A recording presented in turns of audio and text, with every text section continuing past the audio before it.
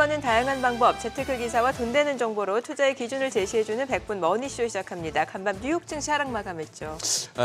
예, 그렇습니다. 출발은 나름대로 나쁘지 않았고요. 네. 또 시장이 주목을 끌었던 CPI 지표도 평소 시장이 긍정적으로 받아들일 만한 그런 상황이었습니다. 그러나 아무래도 경기 침체 우려가 큰 것 같아요. 그러게요. 3월 FOMC 의사록이 공개되면서 연준에서는 기본적으로 이 연내 경기 침체를 갖다가 기본 시나리오로 보고 있다는 네. 그런 게 확인되었습니다.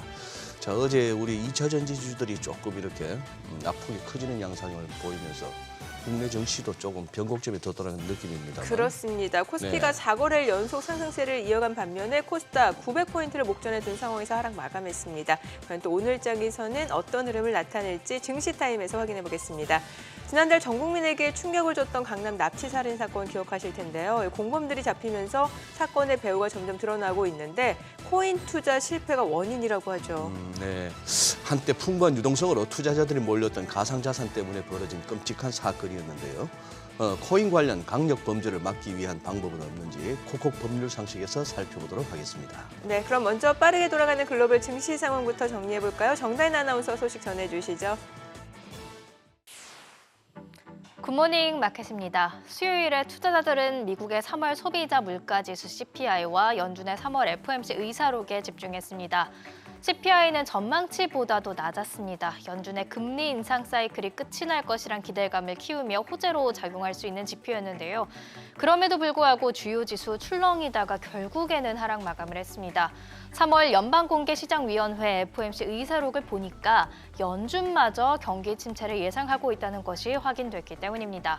마지막까지도 연착륙의 끈을 놓지 않았던 연준이었던 것 같은데 연준마저 경기 침체를 걱정하고 있던 소식에 연준 너마저라는 탄식을 내뱉을 수밖에 없었습니다. 최근 나스닥 그리고 S&P 500 지수보다 다우 지수가 선방을 하곤 했는데 이날은 다우 지수마저 하락했죠. 0.11% 내렸고요. 나스닥 지수 0.85% 하락하면서 12,000선 아래로 내려왔고 S&P 500 지수 0.41% 하락 마감했습니다. 수요일에는 하락한 섹터가 더 많았습니다. S&P 500 11개 섹터 가운데서 4개 섹터만이 상승 마감을 했는데요. 보시면 재량 소비재 섹터가 1.54%로 가장 크게 내렸습니다.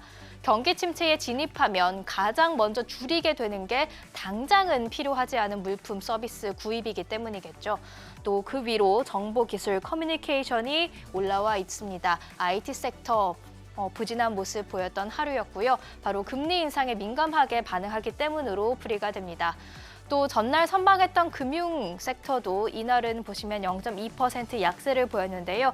반면에 자재, 에너지 산업은 나름대로 선방하는 분위기였습니다. 시총 상위 종목도 보시죠. 마이크로소프트만 빼고 애플부터 아마존까지 모두 다 하락했습니다. 특히 아마존 2.09%로 유독 많이 하락했는데요. 소비재를 유통하고 있기 때문에 침체 우려에 더 크게 반응한 것으로 풀이됩니다. 이어서 보시면 엔비디아와 테슬라 각각 2.48%, 3.35% 하락했습니다. 테슬라의 차량은 재량 소비재에 속하죠. 미국인의 절반 가까이가 다음 차로 전기차를 구매할 계획이 없다는 소식에 경기 침체 우려까지 커지니까 하방 압력이 컸습니다. 이날 나온 3월 소비자 물가지수 CPI를 보면 물가가 잡히고 있는 것 같으면서도 마음 한켠이 왠지 찜찜합니다. 왜인지 보시죠. 먼저 헤드라인 CPI는 시장 예상보다도 낮았습니다. 전월 대비로는 0.1%, 전년 동기 대비로는 5% 상승하면서 블룸버그 전망치 0.2% 그리고 5.2% 상승을 하회했고요. 확연한 물가 둔화세도 확인이 됐습니다. 에너지와 식료품 가격이 하락한 영향이 컸습니다. 하지만 연준이 더 중요하게 보는 변동성이 큰 식료품과 에너지 가격을 제외한 근원 CPI 살짝 다릅니다. 전월 대비 0.4%, 전년 동기 대비로는 5.6% 상승했는데요. 예상치에는 부합했지만 전년 대비 상승률의 경우 2월 수치보다 0.1%포인트 오히려 올랐습니다.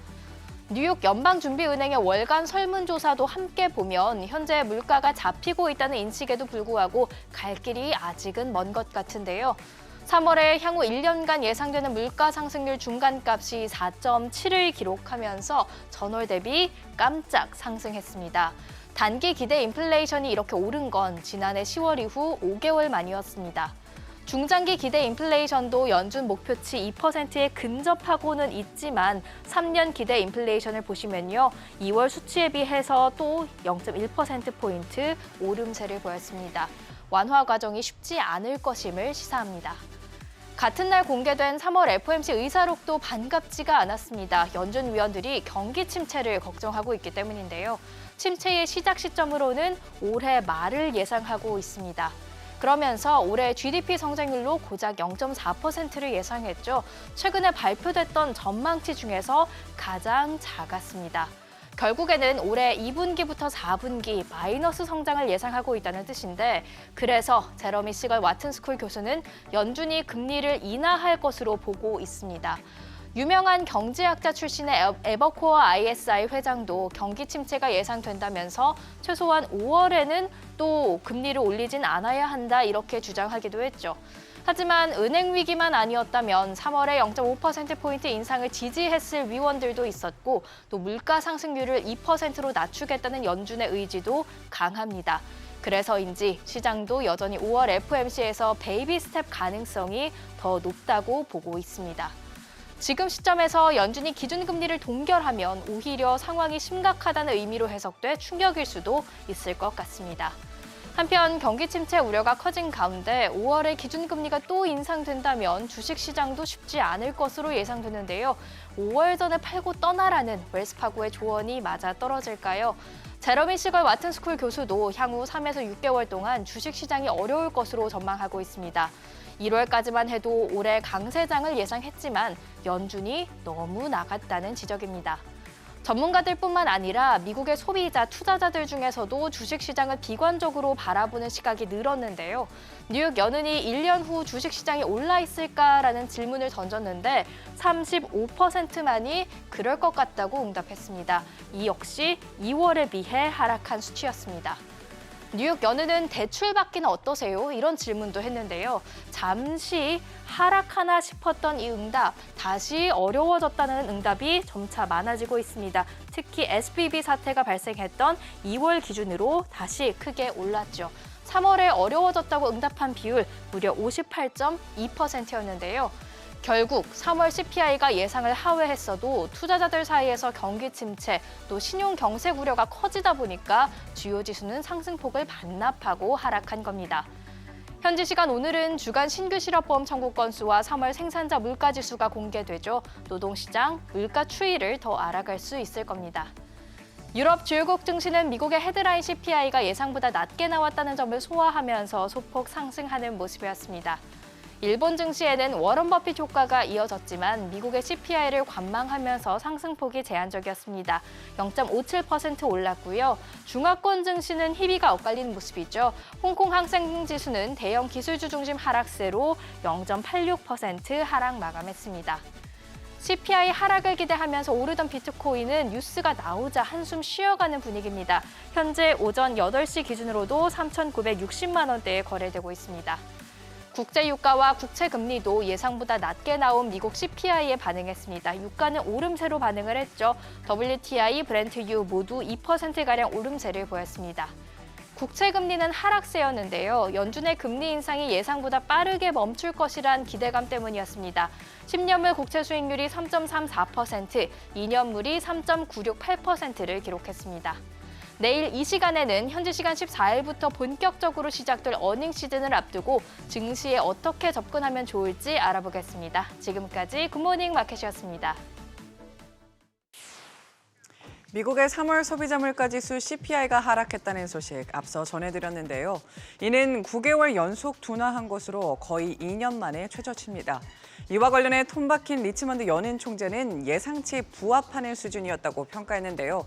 다만 근원 CPI는 연준이 원하는 수준까지 다시 내려오려면 아직 멀었다고 지적했습니다.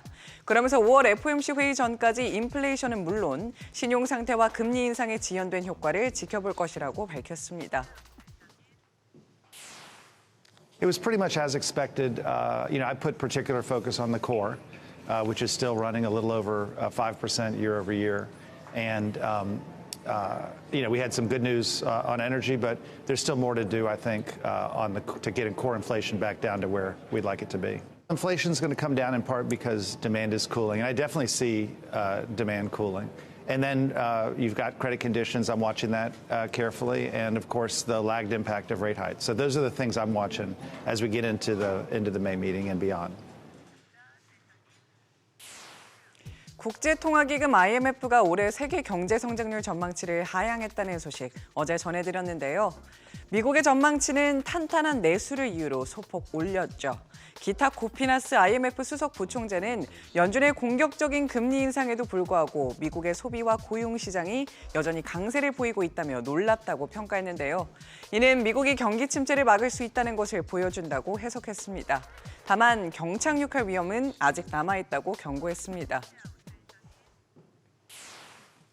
I mean, what surprised us about the U.S. economy is the strength of consumption spending, the strength of the labor market. And that has happened despite the Fed raising interest rates quite considerably. Now, if you look at the very recent data, you see some signs of softening, but still, these are still strong conditions.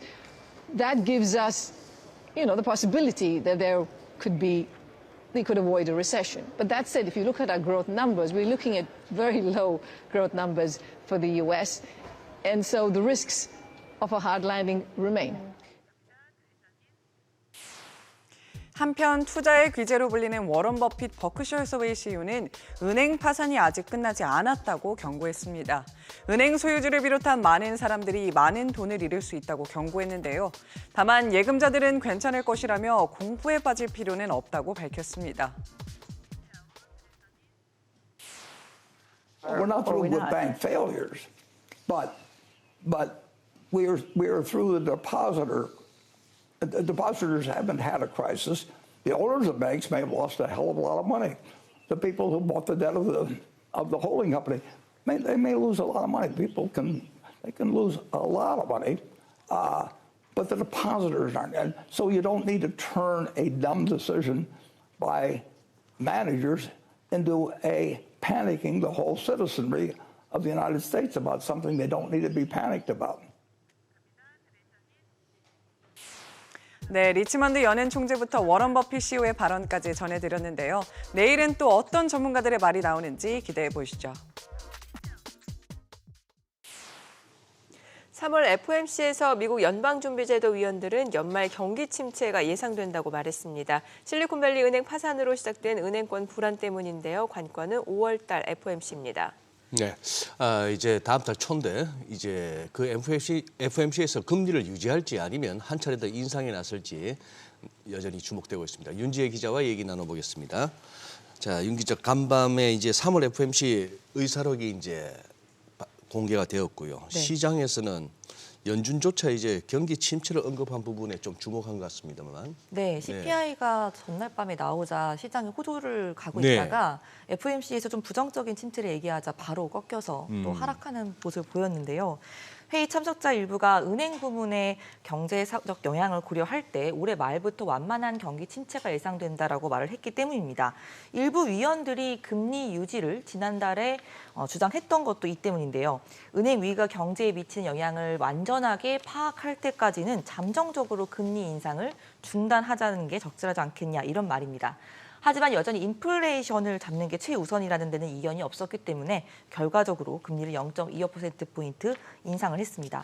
그리고 미국 경제가 침체에서 완전히 벗어나기까지는 2년이 걸릴 것이다. 이렇게 예상하기도 했습니다. 네, SVB 그러니까 실리콘밸리 은행 파산과 관련해서 이제 급한 불은 껐지만 여파가 만만치 않다라는 거네요. 네, 워런 버핏 회장도 인터뷰를 통해서 은행 파산이 아직 더 끝나지 않았다. 추가로 더 많은 파산 가능성이 남아있다는 걸 시사했는데요.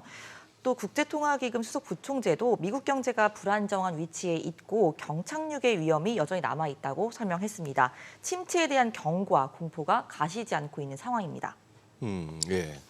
지금 그러면은 뭐 CME 페드워치를 보면 뭐 70% 근방에서 왔다 갔다 합니다만 25p 추가 금리 인상 가능성이 네. 그래도 어떤 결정을 내린다고 지금 다들 보고 있나요? 네, 말씀하신 것처럼 시장 분위기대로 70% 넘게 대부분은 다음 달 베이비 스텝 밟지 않겠느냐 이런 주장이 상당히 유력하긴 합니다. 예. 하지만 일단은 이제 연내 금리를 한 번 정도는 더 올리고 금리 인상 사이클을 종료하지 않겠느냐라는 전체적인 흐름에서 나온 그런 분석이고요. 다음 달 혹시라도 금리를 유지를 해서 일단 쉬어갈 수도 있는 가능성에 대해서는 의견도 나오고 있습니다. 연준 인사들 사이에서조차도 이 금리 인상을 둘러싸고 갑론을박이 이어지고 있기 때문인데요. 시카고와 필라델피아 연방준비은행 총재는 추가 금리 인상에 대해서 신중해야 한다 이렇게 말을 하기도 했습니다. 이 같은 비둘기적 발언이 이어지자 또 연준 내에서 다른 매파적 위원들은 다시 또 인상을 지지하기도 했습니다. 네, 그런데 뭐 앞서 살펴봤다시피 인플레이션이 다소 둔화하긴 했습니다만 우려할 만한 사항들은 아직 있는 거잖아요. 네, 전반적으로는 CPI가 둔화됐다라는 그런 의견들이 많긴 하지만 자세히 들여다보면 조금 미묘한 시각차도 있긴 합니다. 예를 들어서 이 CPI가 완화가 됐지만 동시에 인플레이션이 진정까지는 갈 길이 상당히 멀다. 오히려 이런 걸 드러내준 부분도 있는데요. 유가 하락 덕에 헤드라인 CPI, 전체 CPI는 떨어졌지만 식품과 에너지를 제외한 근원 CPI, 코어 CPI는 오히려 전달보다 올랐기 때문입니다. 서비스 물가가 또 관건인데 서비스 물가에 포함되는 주거비는 상당히 몇 개월 뒤 유지가 되고 있고 최근에는 오히려 미국 주택담보대출 수요도 급증을 하고 있다고 합니다. 이 때문에 시장에서는 금리 인상이 끝나가고 있다는데 무게를 두긴 하면서도 다음 달 마지막 금리를 인상한다는 쪽에 기울면서 CME 패드워치는 70% 넘게는 다음 달 베이비 스텝 그리고 28% 정도가 금리 동결을 예상했습니다. 네, 윤 기자 잘 들었습니다. 네.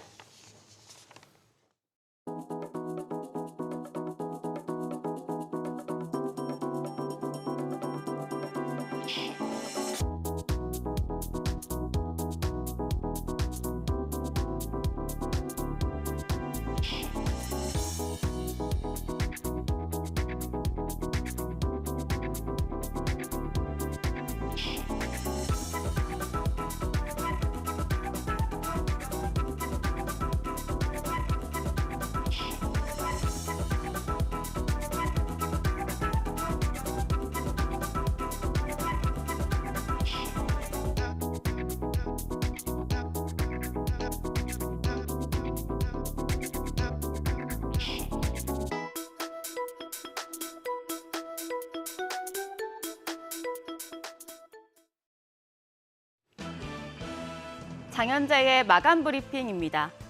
전일장 코스피는 오르고 코스닥은 하락했습니다. 어느 한쪽, 어느 종목만 잘 나가는 것보단 다양한 업종이 동시에 강세를 보여야 지수가 상단을 뚫어줄 텐데요. 어제는 그 가능성을 봤던 장이었습니다. 오늘의 키워드, 선순환, 따뜻해지는 시장입니다. 그동안 2차 전지와 반도체가 시장을 주도했다면 어제는 자동차와 기계 업종이 강세였고 2차 전지와 반도체 쪽에서는 차익 실현 물량이 나오면서 키 맞추기 장세가 펼쳐졌습니다. 지수도 보면 코스피가 0.11% 올라서 2,550선, 코스닥은 1% 가까이 하락하면서 890선에 장을 마쳤습니다. 눈에 띄는 점은 이 코스닥 지수는 하락했지만 하락한 종목보다 상승 종목이 확연하게 많았다는 점입니다. 이건 다시 말해서 시장의 영향력이 큰 종목의 주가는 빠졌지만 나머지 종목들은 상승세가 강했던 거라고 볼 수 있었는데요. 어제 수급이 좋았습니다. 우선 유가증권 시장에서는 외국인의 매수세가 이어졌습니다. 2,143억 원 순매수, 이로써 4거래일 연속 매수세를 나타내면서 시장을 끌어올렸는데요. 외국인 삼성전자와 현대차, LG전자를 많이 매수했고요. 반대로 개인과 기관은 동반 매도 우위 나타냈습니다. 코스닥 수급을 보면 개인과 외국인의 동반 매수 물량이 들어왔습니다. 개인이 1,169억 원, 외국인이 653억 원 순매수했는데요. 두 주체가 강한 매수세를 나타냈는데도 시장이 떨어진 건 에코프로와 에코프로비엠 급락 영향이 컸고요. 반대로 기관은 1,154억 원 매도 우위였습니다. 환율은 연고점을 경신했습니다. 서울 외환시장에서 달러 대비 원화 환율 3원 50전 오른 1,325원 70전에 거래를 마쳤습니다. 이로써 환율은 3거래일 연속 올라서 지난해 11월 29일 이후에 최고치를 기록했는데요. 미국의 물가지표가 예상보다 견고할 것이라는 경계감이 환율 상승을 이끌었다는 평가가 나옵니다. 원화는 약세를 보이고 있지만 외국인의 수급은 계속해서 유입이 되고 있는 상황이죠. 그럼 전일장 시가총액 상위 종목 보겠습니다. 어제도 삼성전자는 상승했습니다. 0.15% 올라 66,000원. 감산 발표 이후에 4거래일 연속 오름세고요. 반면 2위부터 5위권 종목은 하락했습니다. LG에너지솔루션이 3.28% 약세로 종가 59만 원, SK하이닉스가 1.63% 하락해 마감가 9만 300원, 삼성바이오로직스가 1.48% 빠져서 종가 80만 원이었고요. LG화학도 3.85% 하락했습니다. 마감가 77만 5천 원이었습니다. 시총 10위권 내에서는 자동차주의 강세가 강했는데요. 현대차 같은 경우에 3.18% 올라 종가 19만 8,200원이었고 기아도 1.29% 올라서 종가 8만 6,100원. 그리고 포스코홀딩스의 경우에 2.39% 올랐습니다. 종가는 40만 6,500원이었습니다. 코스닥 시장에선 시가총액 1, 2위 에코프로 이형제가 급락했습니다. 에코프로 BM이 6.28% 하락하면서 마감가 27만 6천 원이었고요. 에코프로가 무려 16.78% 하락했습니다. 80만 원대를 바라보던 주가는 64만 원으로 추락을 했는데요. 반면에 셀트리온 헬스케어가 12.86% 올랐죠. 종가는 7만 5,500원으로 셀트리온이 올해 1분기 호실적을 기록할 것이란 전망에 투자 심리가 개선된 영향입니다. 시가총액 3위 자리 다시 탈환하는 모습이었고요. LNF가 7.09% 하락한 반면 HLB가 3.45% 올라 종가 37,450원이었습니다. 그리고 셀트리온 제약도 7.45% 강세를 나타냈죠. 코스닥 시장에선 상승 종목이 더 많은데 지수가 빠진 거 에코프로 형제의 주가 하락 때문이었습니다. 주가가 이렇게 급락한 건 에코프로에 대해서 증권가에서 처음으로 매도 리포트가 나왔기 때문이었는데요. 하나증권 리포트 잠시 보고 넘어가도록 하겠습니다. 하나증권에서는 에코프로가 의미 있는 성과를 낸 위대한 기업은 맞는데 밸류에이션과 투자 시점으로 봤을 때는 좋은 주식이라고 보기는 어렵다고 평가를 했습니다. 미래 실적을 감안해도 주가가 단기간에 너무 많이 올랐다는 건데 하나증권에서 제시한 목표 주가는 45만 4천 원이었습니다. 하나증권은 연결 자회사들이 내부 거래 조정 이후에 미실현 이익을 반영하기 시작하면서 밸류에이션의 논거는 확보했는데 4년 뒤인 2027년에 적정 시가총액이 11조 8천억 원 수준이라며 지금은 주가가 너무 과열돼 있다라고 판단을 했습니다. 이 밖에 유진투자증권과 삼성증권, 하이투자증권 등도 에코프로 투자 의견을 하향했는데요. 이제 코스닥 시장에서 2차 전지 투톱의 상승세가 잦아들고 다른 쪽으로 상승 온기가 퍼지는 듯합니다.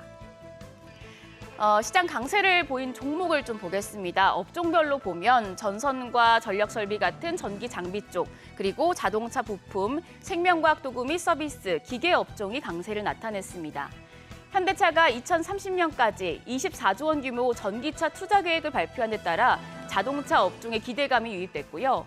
중국 정부의 인프라 투자 확대에 따른 수혜 기대감에 굴삭기 같은 기계 업종이 강세를 나타낸 겁니다. 점점 2차 전지가 약세를 보이고 다른 쪽으로 매수세가 이동하는 순환매 장세가 펼쳐진다면 우리는 어떤 업종에 주목을 해야 할까요? KB증권에서 지난 2020년부터 2차 전지 업종이 약세를 보인 구간에 상대적으로 강세를 보였던 업종을 분석했는데요. 철강과 운송, 호텔과 레저 서비스, 유틸리티, 유통, 은행, 보험의 성장이 눈에 띄었다고 합니다. 총 3번의 약세 구간이 있었고 구간별로 보면 2021년 2월부터 그해 6월까지 첫 번째 약세 구간에 철강과 운송 쪽이 강한 상승세를 보였고요. 그 다음에 2021년 11월부터 그 다음에 3월 두 번째 구간에서는 운송 쪽, 그 다음에 작년 11월부터 올해 1월 세 번째 약세 구간에서는 호텔과 레저, 서비스, 유통, 증권 쪽이 강세를 보였었습니다. 그래서 여기서 앞으로 업황 개선이 전망되는 쪽을 추려보자면 호텔과 호텔 레저 서비스, 유통 쪽을 조금 더 중점적으로 바라볼 수 있겠고요. 실적 시즌에 기업들을 어떻게 추려야 하나? 삼성증권에서는 매수, 매도, 보유할 종목을 이렇게 나누라고 제시를 했습니다. 현재 이익은 나쁘지만 앞으로 턴어라운드가 가능하면 매수를 하고 지금 이익이 좋은데 향후에 정점을 찍고 하락할 가능성이 있다면 그 종목은 매도, 팔고요. 그런데 앞으로 지금 이익도 좋고 앞으로의 성장세가 유지될 가능성도 높다면 그 종목은 들고 있어라라고 말했습니다. 여기서 이제 매수할 종목에는 업황 턴어라운드 가능성이 높은 IT 쪽, 바이오 업종 등이 포함되어 있고요. 성장세가 유지될 업종으로는 전기차 등이 해당하는데요. 삼성증권에서 픽한 여러 종목 중에서 오늘은 최근에 시장에 관심이 높은 두 종목만 보도록 하겠습니다. 지금은 이익이 나쁘지만 향후 턴어라운드가 가능해서 매수할 만한 종목, 바로 셀트리온 헬스케어입니다. 전장에서 시총 3위 자리를 차지하기도 했었는데 삼성증권은 셀트리온 헬스케어가 유플라이마가 미국 FDA 승인을 받는 오는 5월에 그리고 7월에 사보험이 등재되고 4분기부터 매출이 발생할 것으로 내다봤습니다. 그래서 4분기까지 꾸준한 영업이익 상승이 예상된다는 분석이고요. 다음으로 지금도 그렇고 앞으로도 업황이 좋은 업종, 자동차 쪽에서 현대차의 꾸준한 실적이 예상된다는 분석인데요. 전기차 판매량 증가와 고환율 그리고 인센티브의 영향으로 이익이 성장될 거고 중장기 주주 환원 정책도 발표된다면 주가에 긍정적인 영향을 미칠 것이란 전망입니다. 실적과 주가가 마냥 똑같이 움직이진 않기 때문에 앞으로 실적이 좋을 종목들을 잘 선별하셔야겠습니다. 그럼 오늘 국내 증시 어떻게 흘러갈지 머니쇼와 함께 하시죠. 지금까지 어제장 오늘장이었습니다. 어제장에 있었던 공시들 오늘장 관심 종목 예측해보는 공시 따라잡기 시간입니다. 오늘 필살기 5스타 나연우 대표 연결되어 있습니다. 안녕하세요. 네, 안녕하세요. 네, 먼저 어제장에 있었던 강세 업종 테마부터 짚어보죠. 네, 자동차, 전기차 충전소, 엠폭스 관련주들이 강세였는데요. 현대차그룹이 오토랜드 화성에서 윤석열 대통령이 참석한 가운데 고객 맞춤형 전기차 전용 공장 기공식을 갖고 2030년까지 국내 전기차 분야에 총 24조 원을 투자한다고 발표했습니다. 전기차 글로벌 탑3를 목표로 한다 밝혔는데요. 패러다임에 맞춰 전기차 투자에 집중하고 있습니다. 화성에 전기차 전용 공장을 신설하고 기존 공장을 전기차 전용 라인으로 전환을 추진하는데요. 내년부터 기아 광명공장 생산 라인이 전기차 전용 라인으로 순차 전환되고 현대차 울산 공장 주행시험장 부지에도 전기차 전용 공장이 들어설 예정입니다. 2030년까지 전기차 31종 라인업 구성을 목표로 하는데요. 이에 맞춰서 정부도 연구개발, 세제 지원 등 이런 정책들로 화답하면서 자동차 대표주, 부품주 등이 강세를 보였고요. 미국 행정부가 자동차 배출가스 규제 강화를 예고하면서 전기차 전환에 가속도가 붙고 있습니다. 전기차 보급이 늘면서 전기차 충전 인프라 시장도 급성장할 것으로 전망이 되고 있는데요. 미국 교통부는 국가 전기차 인프라 프로그램에 총 50억 달러 투자와 보조금 지급을 준비하고 있습니다. 미국 초고속 충전기 시장 1위 기업인 SK시그넷은 올해 미국 내 충전기 설치 목표치를 3,000대로 설정했고요. 국내에서도 현대차 그룹에서 충전 인프라 사업 확대 계획을 밝히면서 현대차 기아의 계열사 한국전기차 충전 서비스는 2025년까지 초고속 충전기 3,000기를 설치한다는 소식에 전기차 충전소, 충전기 섹터가 강세를 보였고요. 마지막으로 해외 여행력이 없는 엠폭스 국내 확진자 2명이 추가되었다는 소식이 있었습니다. 엠폭스는 얼마 전 그 원숭이 두창으로 불리는 질병인데요. 일본에서도 확진자 10명이 추가되고 누적 확진자는 106명으로 급증세를 보이고 있는데요.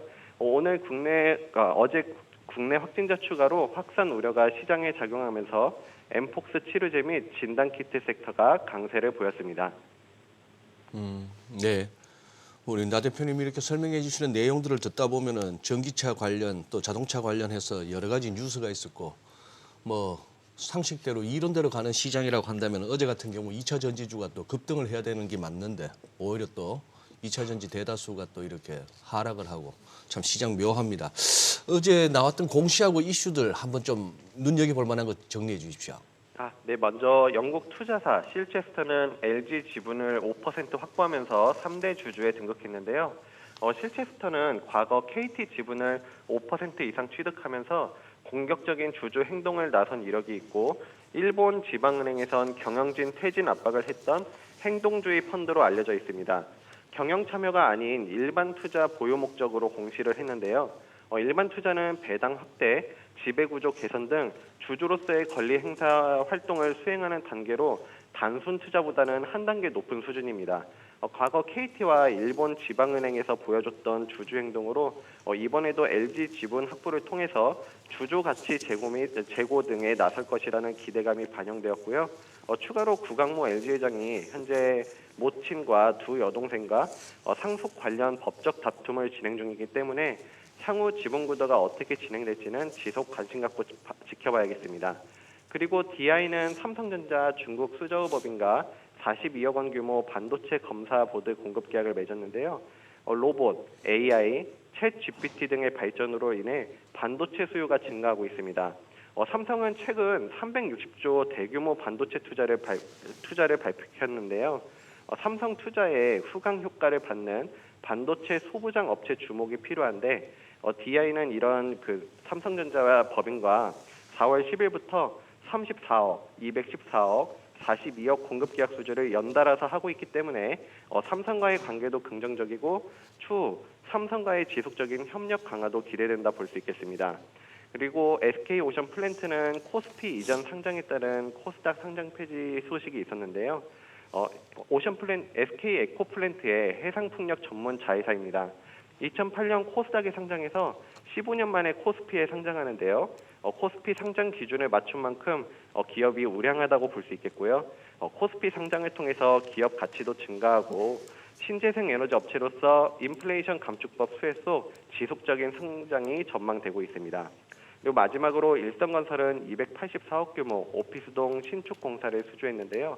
11일에도 697억 원 규모 한국 학교 신축 신설공사 도급 계약 체결이 있었습니다.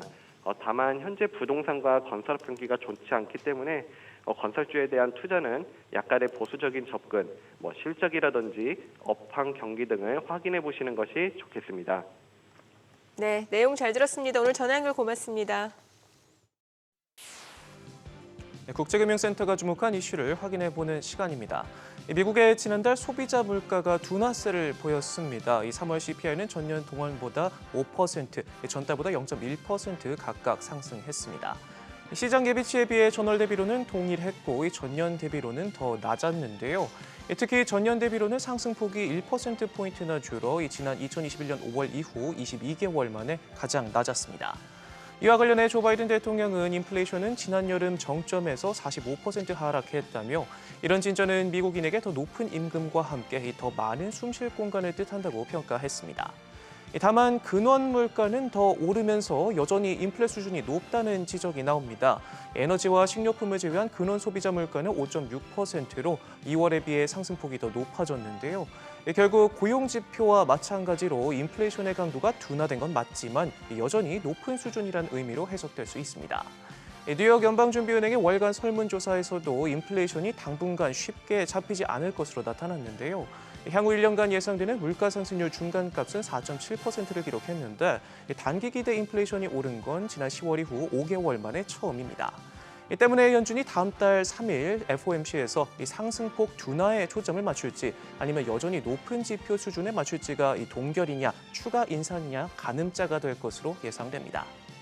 밤사이 공개된 3월 FOMC 의사록도 살펴보죠. 연준 의원들은 경기 침체를 걱정했는데요. 은행 위기를 고려할 때 올해 말부터 완만한 경기 침체가 나타날 수 있다고 지적했습니다. 일부 위원들이 금리 유지를 주장한 것도 이 때문인데요. 은행권 리스크가 경제에 미치는 영향을 완전히 파악할 때까지 인상을 중단하는 게 적절하지 않겠냐라는 해석인데 하지만 여전히 물가 잡기를 최우선 과제로 내세우면서 금리를 0.25%포인트 올렸고 미국 경제가 침체를 벗어나기까지 2년의 시간이 걸릴 것으로 내다봤습니다. 관건은 5월 FOMC인데요. 연준 인사들 사이에서도 갑론을박이 이어집니다.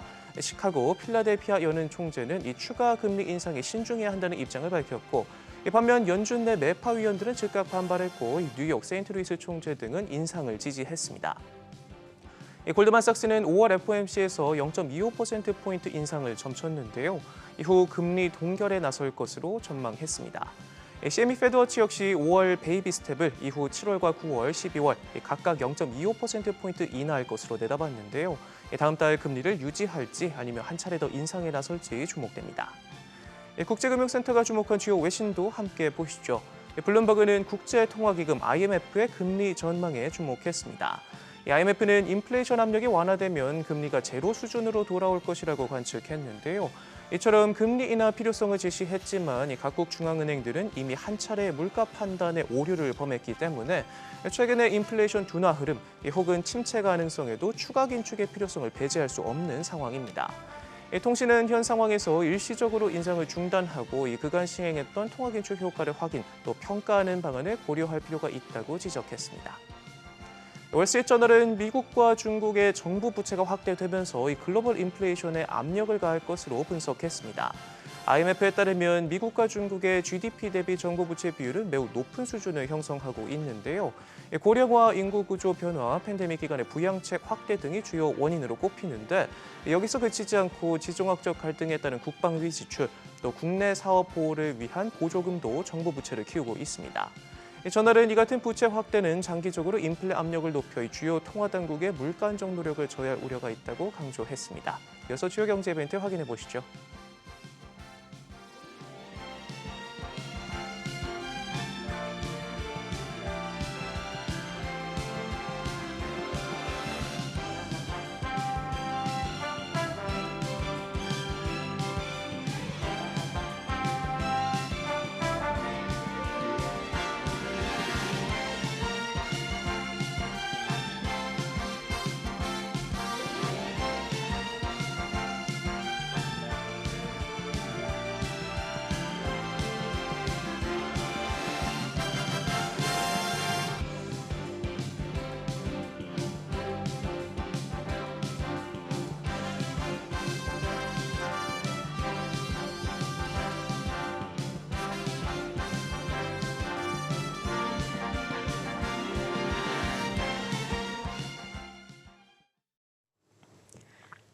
네, 지금 현재 시각 8시 37분 지나갑니다. 어제 보니까 그동안 과열 논란이 있었던 2차 전지주들 물량 나오면서 좀 하락하는 모습이었고 그런데 또 상승하는 종목은 코스닥 쪽에서 보니까 꽤 많았고요. 예, 그렇습니다.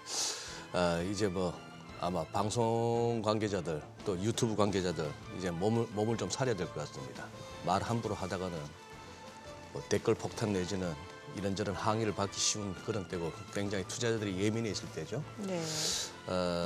어쨌거나 어제 많이들 여기저기서 접하셨을 텐데 좋은 회사임에 불명하나 네. 투자 측면에서 이 주가가 좋은 레벨인가는 좀 의심해보자가 어제 그 매도 리포트의 핵심이었습니다. 최근에 이제 이런저런 막 돌아가면서 테마주가 순환매 형식으로 이루어졌습니다만 좋은 회사임에도 불구하고 주가가 좀 싶은 회사는 그래도 희망이 있는데 네. 좋은 회사인지조차도 확신이 안 서는 가운데 주가를 보고 있으면 더더욱이나 이래도 돼 싶은 회사들이 이번 이 테마주 열풍 가운데 너무 많다는 것이죠. 우리 투자자분들은 진짜 조심해야 되는 쪽은 그쪽 아닌가 싶고요. 네. 일단 단기 급등한 측면에서 과열 논란이 있었기 때문에 또 이렇게 좀 조정이 나오는 것 같고 자 그럼 오늘 저희 또 유한타증권 유동원 본부장과 시장 이야기 좀 나눠보도록 하겠습니다. 어서 오세요. 어서 오십시오. 안녕하십니까. 네, 뉴욕 증시 먼저 상황을 좀 체크해 볼게요. 네, 자 말씀하신 대로 예. 상당히 조심스러운 그런 움직임이 나오고 있죠. 어쨌든 물가 지수가 발표가 됐는데 네. 예상보다 좋게 나왔습니다. 예상보다 더 낮은 숫자가 나왔는데 간단하게 얘기하면 bad is bad이고 good is bad로 모든 걸 다 악재로 받아들인 어떤 시장의 흐름이었다. 어제 미국 증시, 오늘 새벽까지의 미국 증시는 그런 모습이었습니다. 지금 이 CPI 물가를 좀 뜯어보면은 그 대부분의 내용을 보고 있으면 상당히 좋은 것 같은데 근원이 오히려 올라갔어요. 전년비가 예. 그래서 그 전년비 숫자가 전달에 5.5%에서 5.6% 올라가다 보니까 요것만 본 거죠. 네. 예, 그래서 이게 올라가니까 인플레이션이 너무 높은데 이렇게 받아들여졌고요. 그다음에 또 지금 계속 시장이 걱정하고 있는 게 경기 침체 부분이죠. 예.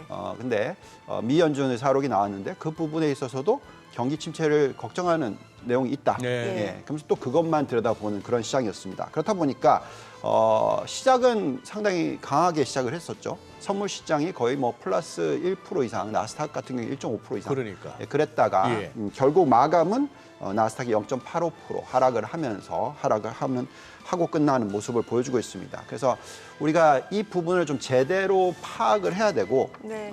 그 부분은 결국 시장이 어느 정도의 가격대에 와 있는지를 이해를 해야 되는 것이고 근데 저희가 생각하기에 다행스러운 것은 네. 이런 조종이 계속 갈 것 같아 보이지는 않는다. 그래서 어떻게 보면 너무 뜨거워진 것을 조금 쿨다운하는, 예. 조금 식혀주는 그런 상황인 것 같고요. 그렇기 때문에 한국 증시도 이런 뉴스가 나온 거에 있어서 미국 증시가 조정을 받았다고 해서 또 급격한 하락으로 변할 것 같아 보이지는 않는다. 물론 2차 전지주들이 많이 빠졌기 때문에 예. 이거 좀 문제 있는 거 아니냐 하면서 전체 시장을 끌어내릴 가능성에 대해서 두려워하실 수는 있지만 네. 저희가 볼 때는 그렇게 이어질 것 같아 보이지는 않고 오히려 좀 순환매적인 현상이 나타날 수도 있을 것 같다라는 생각이 듭니다. 네네. 경기에 대한 진단이 참 어떻게 보면은 뭐랄까 부질없다 싶기도 한데 네. 불과 얼마 전에 노랜딩 했던 게 월가 분위기였습니다. 네. 그리고 연준도 자기들이 이렇게 잘만 정책을 갖다가 펼쳐나가면은 경기가 침체로 가기보다는 연착륙을 유도할 수 있을 거 아닌가 하는 쪽으로 그동안 레토릭을 구사해 오다가 네.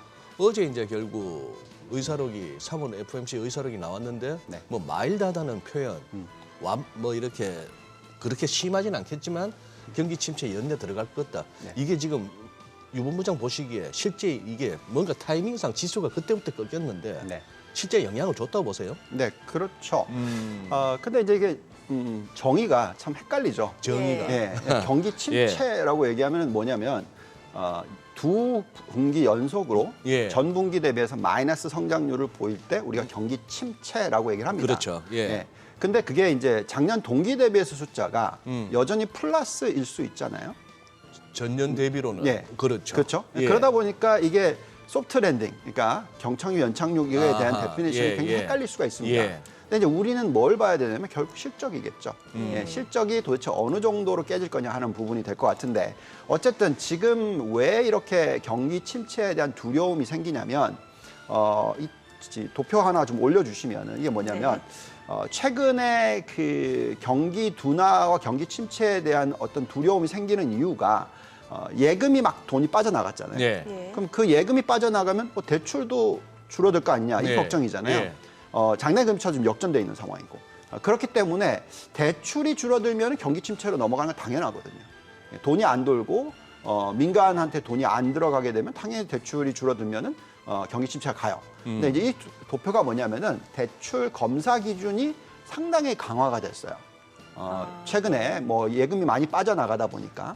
근데 저기 보시면 지금 회색 선으로 동그라미 제가 쳐놨잖아요. 네. 저게 다 경기 침체 구간입니다. 근데 지금 대출 검사 기준 강화가 딱 그 정도 수준까지 지금 올라가 있잖아요. 그러네요. 예. 예. 그러다 예. 보니까 이제 그러면 대출을 안 해주겠네. 뭐 이런 걱정이 생긴 거고 그렇다 보니까 경기 침체로 갈 수 있는 게 아닌가 이런 걱정을 하게 됩니다. 근데 이 보시면 또 그 숫자가 또 지난주에 예. 작년 동기 대비해서의 증가율 자체가 총 여신이라고 해서 예. 대출 플러스 알파입니다. 상당히 많은 이자를 벌어들이는 숫자인데 저게 지금 2.73%로 떨어졌어요. 저게 왜 의미가 있는 숫자냐면은 지금 현재의 대출 금리가 적어도 미연준 기준금리보다 높겠죠. 네. 그래야죠. 5% 높죠. 네. 근데 대출 증가율은 2.73%밖에 안 나와요. 예. 자, 그러면 한계 기업들은 어떻게 되겠습니까? 도산을 하죠. 도산이네요. 네. 그러면 네, 그래서 돈 구하기 어려워져서. 그렇죠. 그러니까 도산이 일어날 가능성이 높아지고 그러면 은행이 몸살이기를 하고 네. 이게 경기 침체로 넘어갈 거 아닌가 이런 이제 두려움이 생기는 거죠. 자, 이런 숫자를 봤을 때 우리가 어떻게 판단해야 되냐면 그럼 당연히 경기 침체 올 거니까 우리 다 팔아야 돼. 이렇게 결정을 내릴 수도 있고요. 예. 좀 더 자세히 들여다보면서 저게 일시적인 현상인지 예. 실질적으로 연체율이 급등을 할 건지 그러니까 이런 부분들을 판단을 해야 된다는 거죠. 예. 근데 저희가 판단하기에는 그렇게까지는 아니다라는 겁니다. 그러니까 어떤 얘기냐면 지금은 자꾸 예금이 빨리 빠져나가니까 예. 대출이 일시적으로 안 일어나는 현상이지 지금 대출을 빌려준 고객들의 펀디멘탈이 무너지면서 대출을 안 해주는 현상이 아니라는 거죠. 네, 그래서 계속해서 이 연체율이 올라가는 속도가 더딘 경우에는 다시 대출 증가율이 올라갈 수가 있습니다. 그리고 지금 민간 쪽의 여신 증가율이 10%대 이상이 나오고 있고요.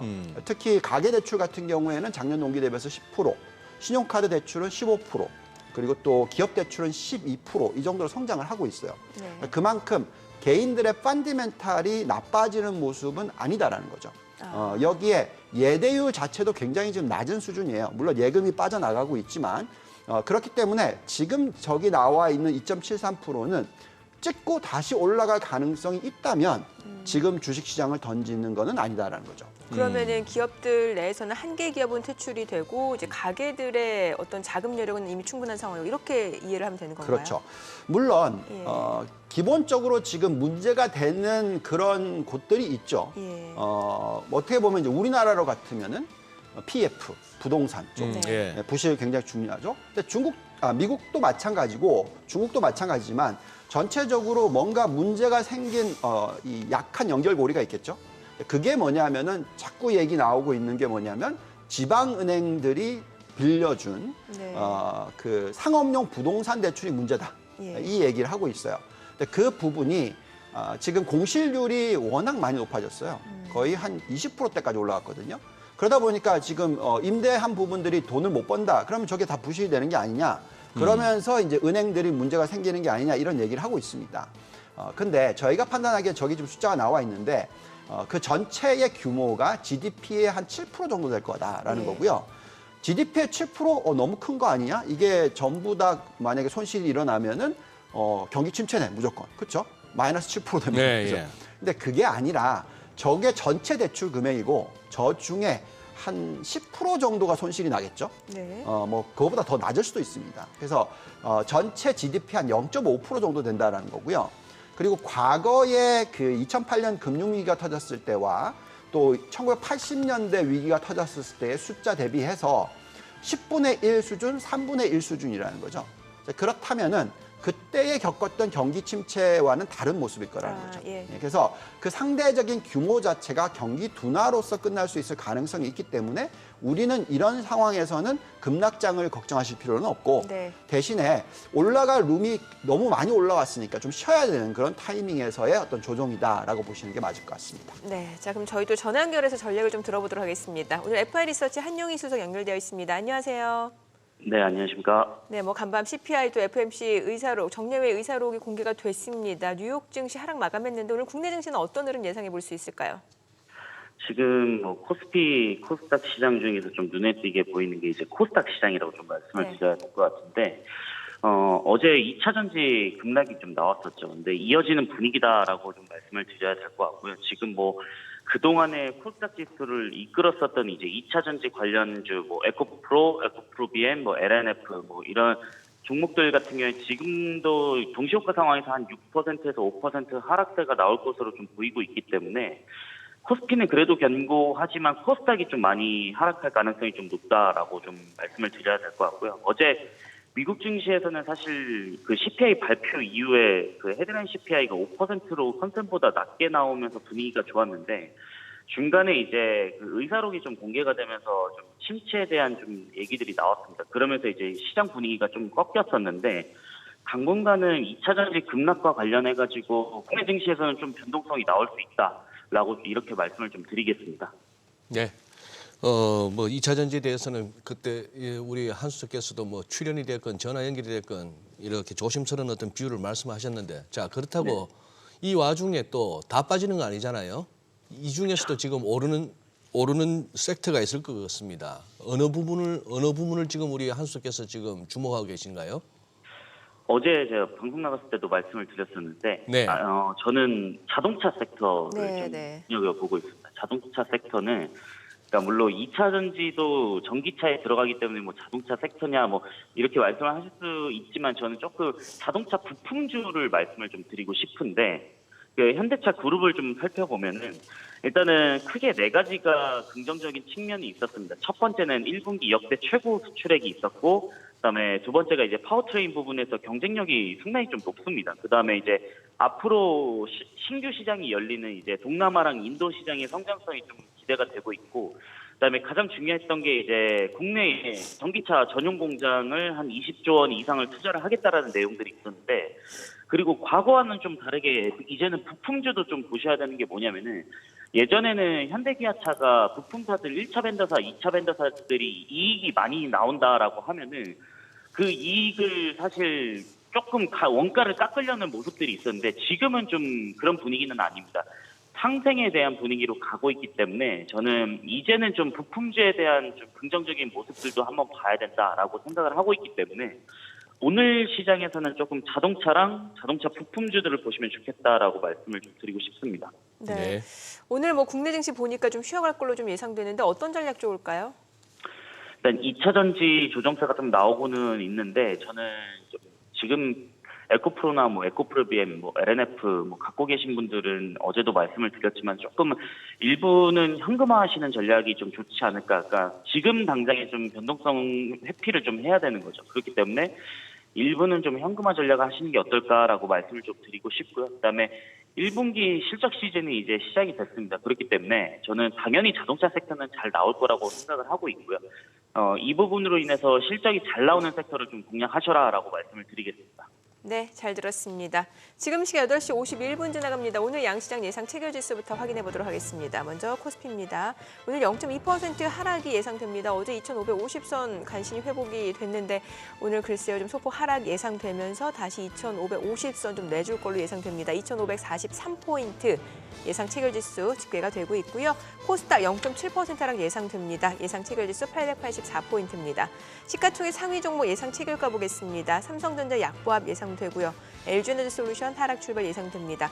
SK하이닉스 0.4% 하락 예상되고요. 삼성바이오로직스가 소폭 상승 예상됩니다. LG화학이 2.8% 약세 예상되면서 예상 체결가 75만 3천 원. 삼성 SDI도 1.7% 하락 예상되고요. 삼성전자 우선주도 하락 출발 예상됩니다. 어제 자동차주가 선전하는 모습을 보여줬죠. 현대차 오늘 호가에서 0.6% 상승 예상되고요. 기아 포합 예상됩니다. 포스코홀딩스는 2.8% 하락 예상됩니다. 코스닥 시가총액 상위 종목 예상 체결가 보도록 하겠습니다. 어제 2차전지 쪽에서 매도 물량이 나오면서 좀 주가가 조정을 받는 모습이었는데 오늘 호가에서도 그러한 흐름은 계속 좀 이어질 걸로 예상됩니다. 에코프로 BM, 에코프로 모두 5%, 7% 약세가 예상되고요. 이 가운데 셀트리온 헬스케어 어제 강세를 이어받아서 오늘 호가에서도 상승이 예상됩니다. 예상 체결가 7만 7천 원. LNF가 5% 약세 예상되고요. HLB가 1.3% 상승 예상됩니다. 어제 뭐 자동차 코스닥 쪽에서는 바이오 쪽으로 다시 한번 매수세가 좀 집중되는 모습이었죠. 셀트리온 제약도 1% 상승 예상되고요. 카카오게임즈 보합 예상됩니다. 오스템 임플란트, 펄어비스 하락 예상되고요. JYP 엔터테인먼트는 상승 출발 예상되고 있습니다. 자, 개장까지 이제 7분여 가량 남았습니다. 시장 이야기 좀 계속 이어가 보도록 하죠. 네. 일단은 뭐 시장 분위기가 조금씩 바뀌어지는 느낌이거든요. 네. 예. 그래요. 오늘은 저는 말을 아낄랍니다. 이 방송 오래 하고 싶거든요. 저는 말을 아낄랍니다. 그 2차 전지 갖고 계신 분들 입장에서 유본 부장님 얘기를 더 듣고 싶어요. 예. 네. 요즘 시장 어떻게 보세요? 코스닥 분위기가 좀 지금은 바뀌었거든요. 선수들도 헷갈려하는 장인데 선수 입장에서 한번 분석해 주십시오. 지금 코스닥 부분이나 네. 한국 증시를 좀 얘기를 하자면은 간단하게 말씀을 드릴게요. 6개월 전에는 너무나 매력적인 업종이었죠. 2차 전지가. 그리고 저희가 항상 어떤 국가에 투자를 하든 간에 그 국가가 가지고 있는 글로벌 경쟁력이 있는 산업이 뭐냐. 그러죠. 여기에 우리가 집중을 해야 된다. 저희 같이 글로벌 투자하는 사람들 입장에서. 또 항상 그런 식으로 접근해 오셨잖아요. 예. 예. 그래서 우리나라 2차 전지가 가장 매력이 있죠. 네. 전 세계에서 경쟁력이 뭐 중국보다 더 좋은 1등이라고 얘기를 하겠고, 그다음에 뭐 중국과 일본 정도인 거죠. 네, 그래서 그만큼 매력이 있는 업종이었기 때문에 또 밸류에이션도 굉장히 쌌습니다. 6개월 전에는. 그래서 적극적으로 투자를 하셔야 된다고 계속 말씀을 드렸죠. 근데 이제 지금 들여다보면 제가 지난주에도 나와서 말씀을 드렸지만 이제는 올라갈 룸이 별로 안 보인다. 뭐 좀 많이 줄었다. 이렇게 말씀을 드렸잖아요. 근데 그래서 결론은 그러면 이걸 다 던져야 되냐 지금. 그건 아니죠. 옛날에 테슬라가 저점부터 해서 쭉 올라갈 때 많이 올라가고 나면 좀 조정을 받고 또 다시 올라가고 이런 식인 거죠. 그러니까 이 산업이 끝난 건 아니지 않습니까? 예. 앞으로 우리가 생각할 때 전기차라는 업종 자체가 지금 이제 겨우 전체 자동차 시장에서 10%인데 시장 점유율이 앞으로 10년, 20년, 30년이 되면 그게 50%, 60%, 70%, 80% 이렇게 계속 올라갈 거잖아요. 예. 그런 가운데서 당연히 필요한 게 2차 전지인 거죠. 그래서 성장은 계속 할 겁니다. 근데 이제 얼마나 미래 성장을 주가에 반영을 했느냐 이게 중요한 거겠죠. 근데 이제 대충 계산해 보면은 앞으로 3년의 성장을 다 반영한 주가였다. 이 정도라는 거죠. 그래서 그러면 결국은 앞으로 우리가 투자를 할 때 있어서 다른 종목들도 봐야죠. 간단하게 설명을 해드리면 코스닥을 놓고 보면은요. 네. 코스닥이 비싸 보이느냐? 비싸 보이지 않아요. 예. 지금 적정 가치를 구해보면은 뭐 지금 현재 딱 가격대입니다. 900 정도 나오거든요. 예. 근데 미래의 내년도 이익을 집어넣으면은 뭐 1200이 나와요. 그러니까 그렇기 때문에 추가로 올라갈 룸이 20% 이상이 있다라는 게 나오거든요. 근데 이거는 이제 상대적인 거를 보면은 뭐 2차 전지 쪽만이 아니라 다른 쪽이겠죠. 예. 네, 그래서 저희가 생각할 때 지금은 계속 얘기해 드리는 게 올라가는데 좀 부담스러운데 예. 업종 선별, 종목 선별이 중요하다는 거죠. 네, 그래서 지금은 그렇다라고 말씀을 드리겠고요. 근데 또 만약에 금리가 앞으로 더 낮아질 수 있는 가능성이 생긴다면, 즉 인플레이션이 빠져준다면 네. 당연히 시장은 또 더 올라갈 수 있는 룸이 생기는 겁니다. 제가 전에 나와서 말씀드렸던 게 있죠. 우리나라의 금리가 국채 금리가 10년짜리가 4.5%까지 올라갔었을 때는 적정 가치가 2,500, 2,600에서 뚝 떨어져서 2,200으로 떨어진다. 400포인트 이상이 사라진다고 얘기했잖아요. 네. 근데 지금 3점 몇 프로예요? 1%포인트가 떨어졌습니다. 그러면 적정 가치가 2,500, 2,600으로 올라간 거예요. 지금 딱 올라와 있는 거죠. 네. 근데 여기서 금리가 추가로 더 떨어질 수 있는 룸이 생길까 안 생길까? 이게 뭐겠습니까? 인플레이션이죠. 그래서 지금은 그냥 인플레이션 숫자만 보시면 돼요. 거의. 인플레이션 숫자가 계속 떨어지는 추세이면 여기에 잠깐의 좀 걱정스러운 부분이 있으면 주가가 빠지고, 아니면 인플레이션이 떨어지는 모습이 계속 이어지면 상승하고, 이런 네. 모습이 될 것 같다 말씀을 드리겠습니다. 그러면 지금 나온 CPI 자체로는 사실 뭐 헤드라인 CPI는 예상치보다 낮았잖아요. 그러니까 네. 인플레이션 상승 압력이 좀 둔화되고 있는 것으로 확인이 됐는데 앞으로가 좀 중요할 것 같단 말이죠. 정말 중요하죠. 지금 어쨌든 나온 숫자를 보고 있으시면은 예상보다 낮게 나왔어요. 네네. 헤드라인입니다. 예. 근데 왜 장이 빠졌냐면 헤드라인이 아니라 근원이죠. 그렇죠. 원래 미 연준이 지켜보는 건 근원이 더 중요하거든요. 네. 근데 그 근원이 하락하는 추세가 오히려 다시 올라가 버렸다는 겁니다. 그래서 5.5에서 5.6으로 올라갔다라는 게 문제고요. 그렇지만 저희가 생각할 때는 지금 전체 인플레이션이 하락에 있다라고 보여지는데요. 음식 가격 추이를 보시면 고점 대비해서 20% 이상 지금 급락을 했어요. 이거는 근원에 안 들어가죠. 그다음에 안 들어가죠. 예. 중요한 거는 또 이 우리가 흔히 얘기하는 공급망 차질에 의한 공급 사이드의 문제죠. 보시면은 공급에 대한 압력 지수가 엄청나게 올라갔었습니다. 코로나19 때 폭등을 했다가 떨어졌다가 또다시 전쟁이 일어나면서 폭등을 했었어요. 다음 장을 넘겨주시면은 그걸 보면은 지금은 거의 뭐 더 밑에 내려가 있죠. 그래서 이제는 완전히 공급망, 즉 비용 증가에 따른 인플레이션 압력은 사라졌다라고 보시는 게 맞겠고요. 근데 이제 근원 쪽에서 지금 굉장히 걱정되는 부분이 뭐였냐면 주거비입니다. 네네. 이 주거비가 전달 대비해서 0.6%나 상승을 했어요. 예. 곱하기 12하면 7%가 넘잖아요. 그러니까 이 숫자가 너무 높다라는 거죠. 근데 그래도 그 전달에는 0.8% 상승하던 게 0.6%로 떨어졌고요. 그다음에 이제 지금 피크를 치고 있는 숫자가 작년 동기 대비 숫자가 8.2%입니다.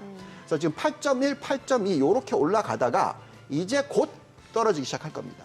그러면 연말이 되면은 그 숫자가 4%, 3%로 떨어져 있으면 전체 인플레이션, 근원도 그 정도로 떨어진다라는 거죠. 그래서 지금 당장은 미 연준이 우리 인플레이션이 잘 안 잡히는 것 같아. 그래서 금리를 좀 올릴까 말까 이런 고민을 계속 하고 있지만 당연히 하반기로 넘어가면 금리를 내릴 수 있는 환경이 될 수가 있다는 거죠. 그래서 지금 시장은 그렇다면 여기다 대놓고 주식시장을 던지는 전략보다는 제대로 판단을 하고 뭘 투자를 해야 될지가 중요하다라고 말씀드리겠습니다. 뭐 돈이 없으면 뭐라도 들고 있는 거 팔아서 돈 만들어서 유망한 데로 가야죠. 뭐 돈이 계속 네. 돈, 돈 많습니다. 돈 많아요. 네, 많은 지금 분들이. 시중의 유동성이 풍부하다라는 거죠. 시중의 유동성하고 내 주머니 돈하고는 더 달라가지고. 그렇죠. 한국을 자꾸 보면은 굉장히 안 좋을 것 같은데요. 사실은 전 세계적으로는 지금 그럼 이 유동성 얘기 저희 개장하고 네. 조금 더 들어보도록 유동원 하겠습니다. 본부장 동생, 네. 유동성. 자, 오늘 국내 증시 개장합니다.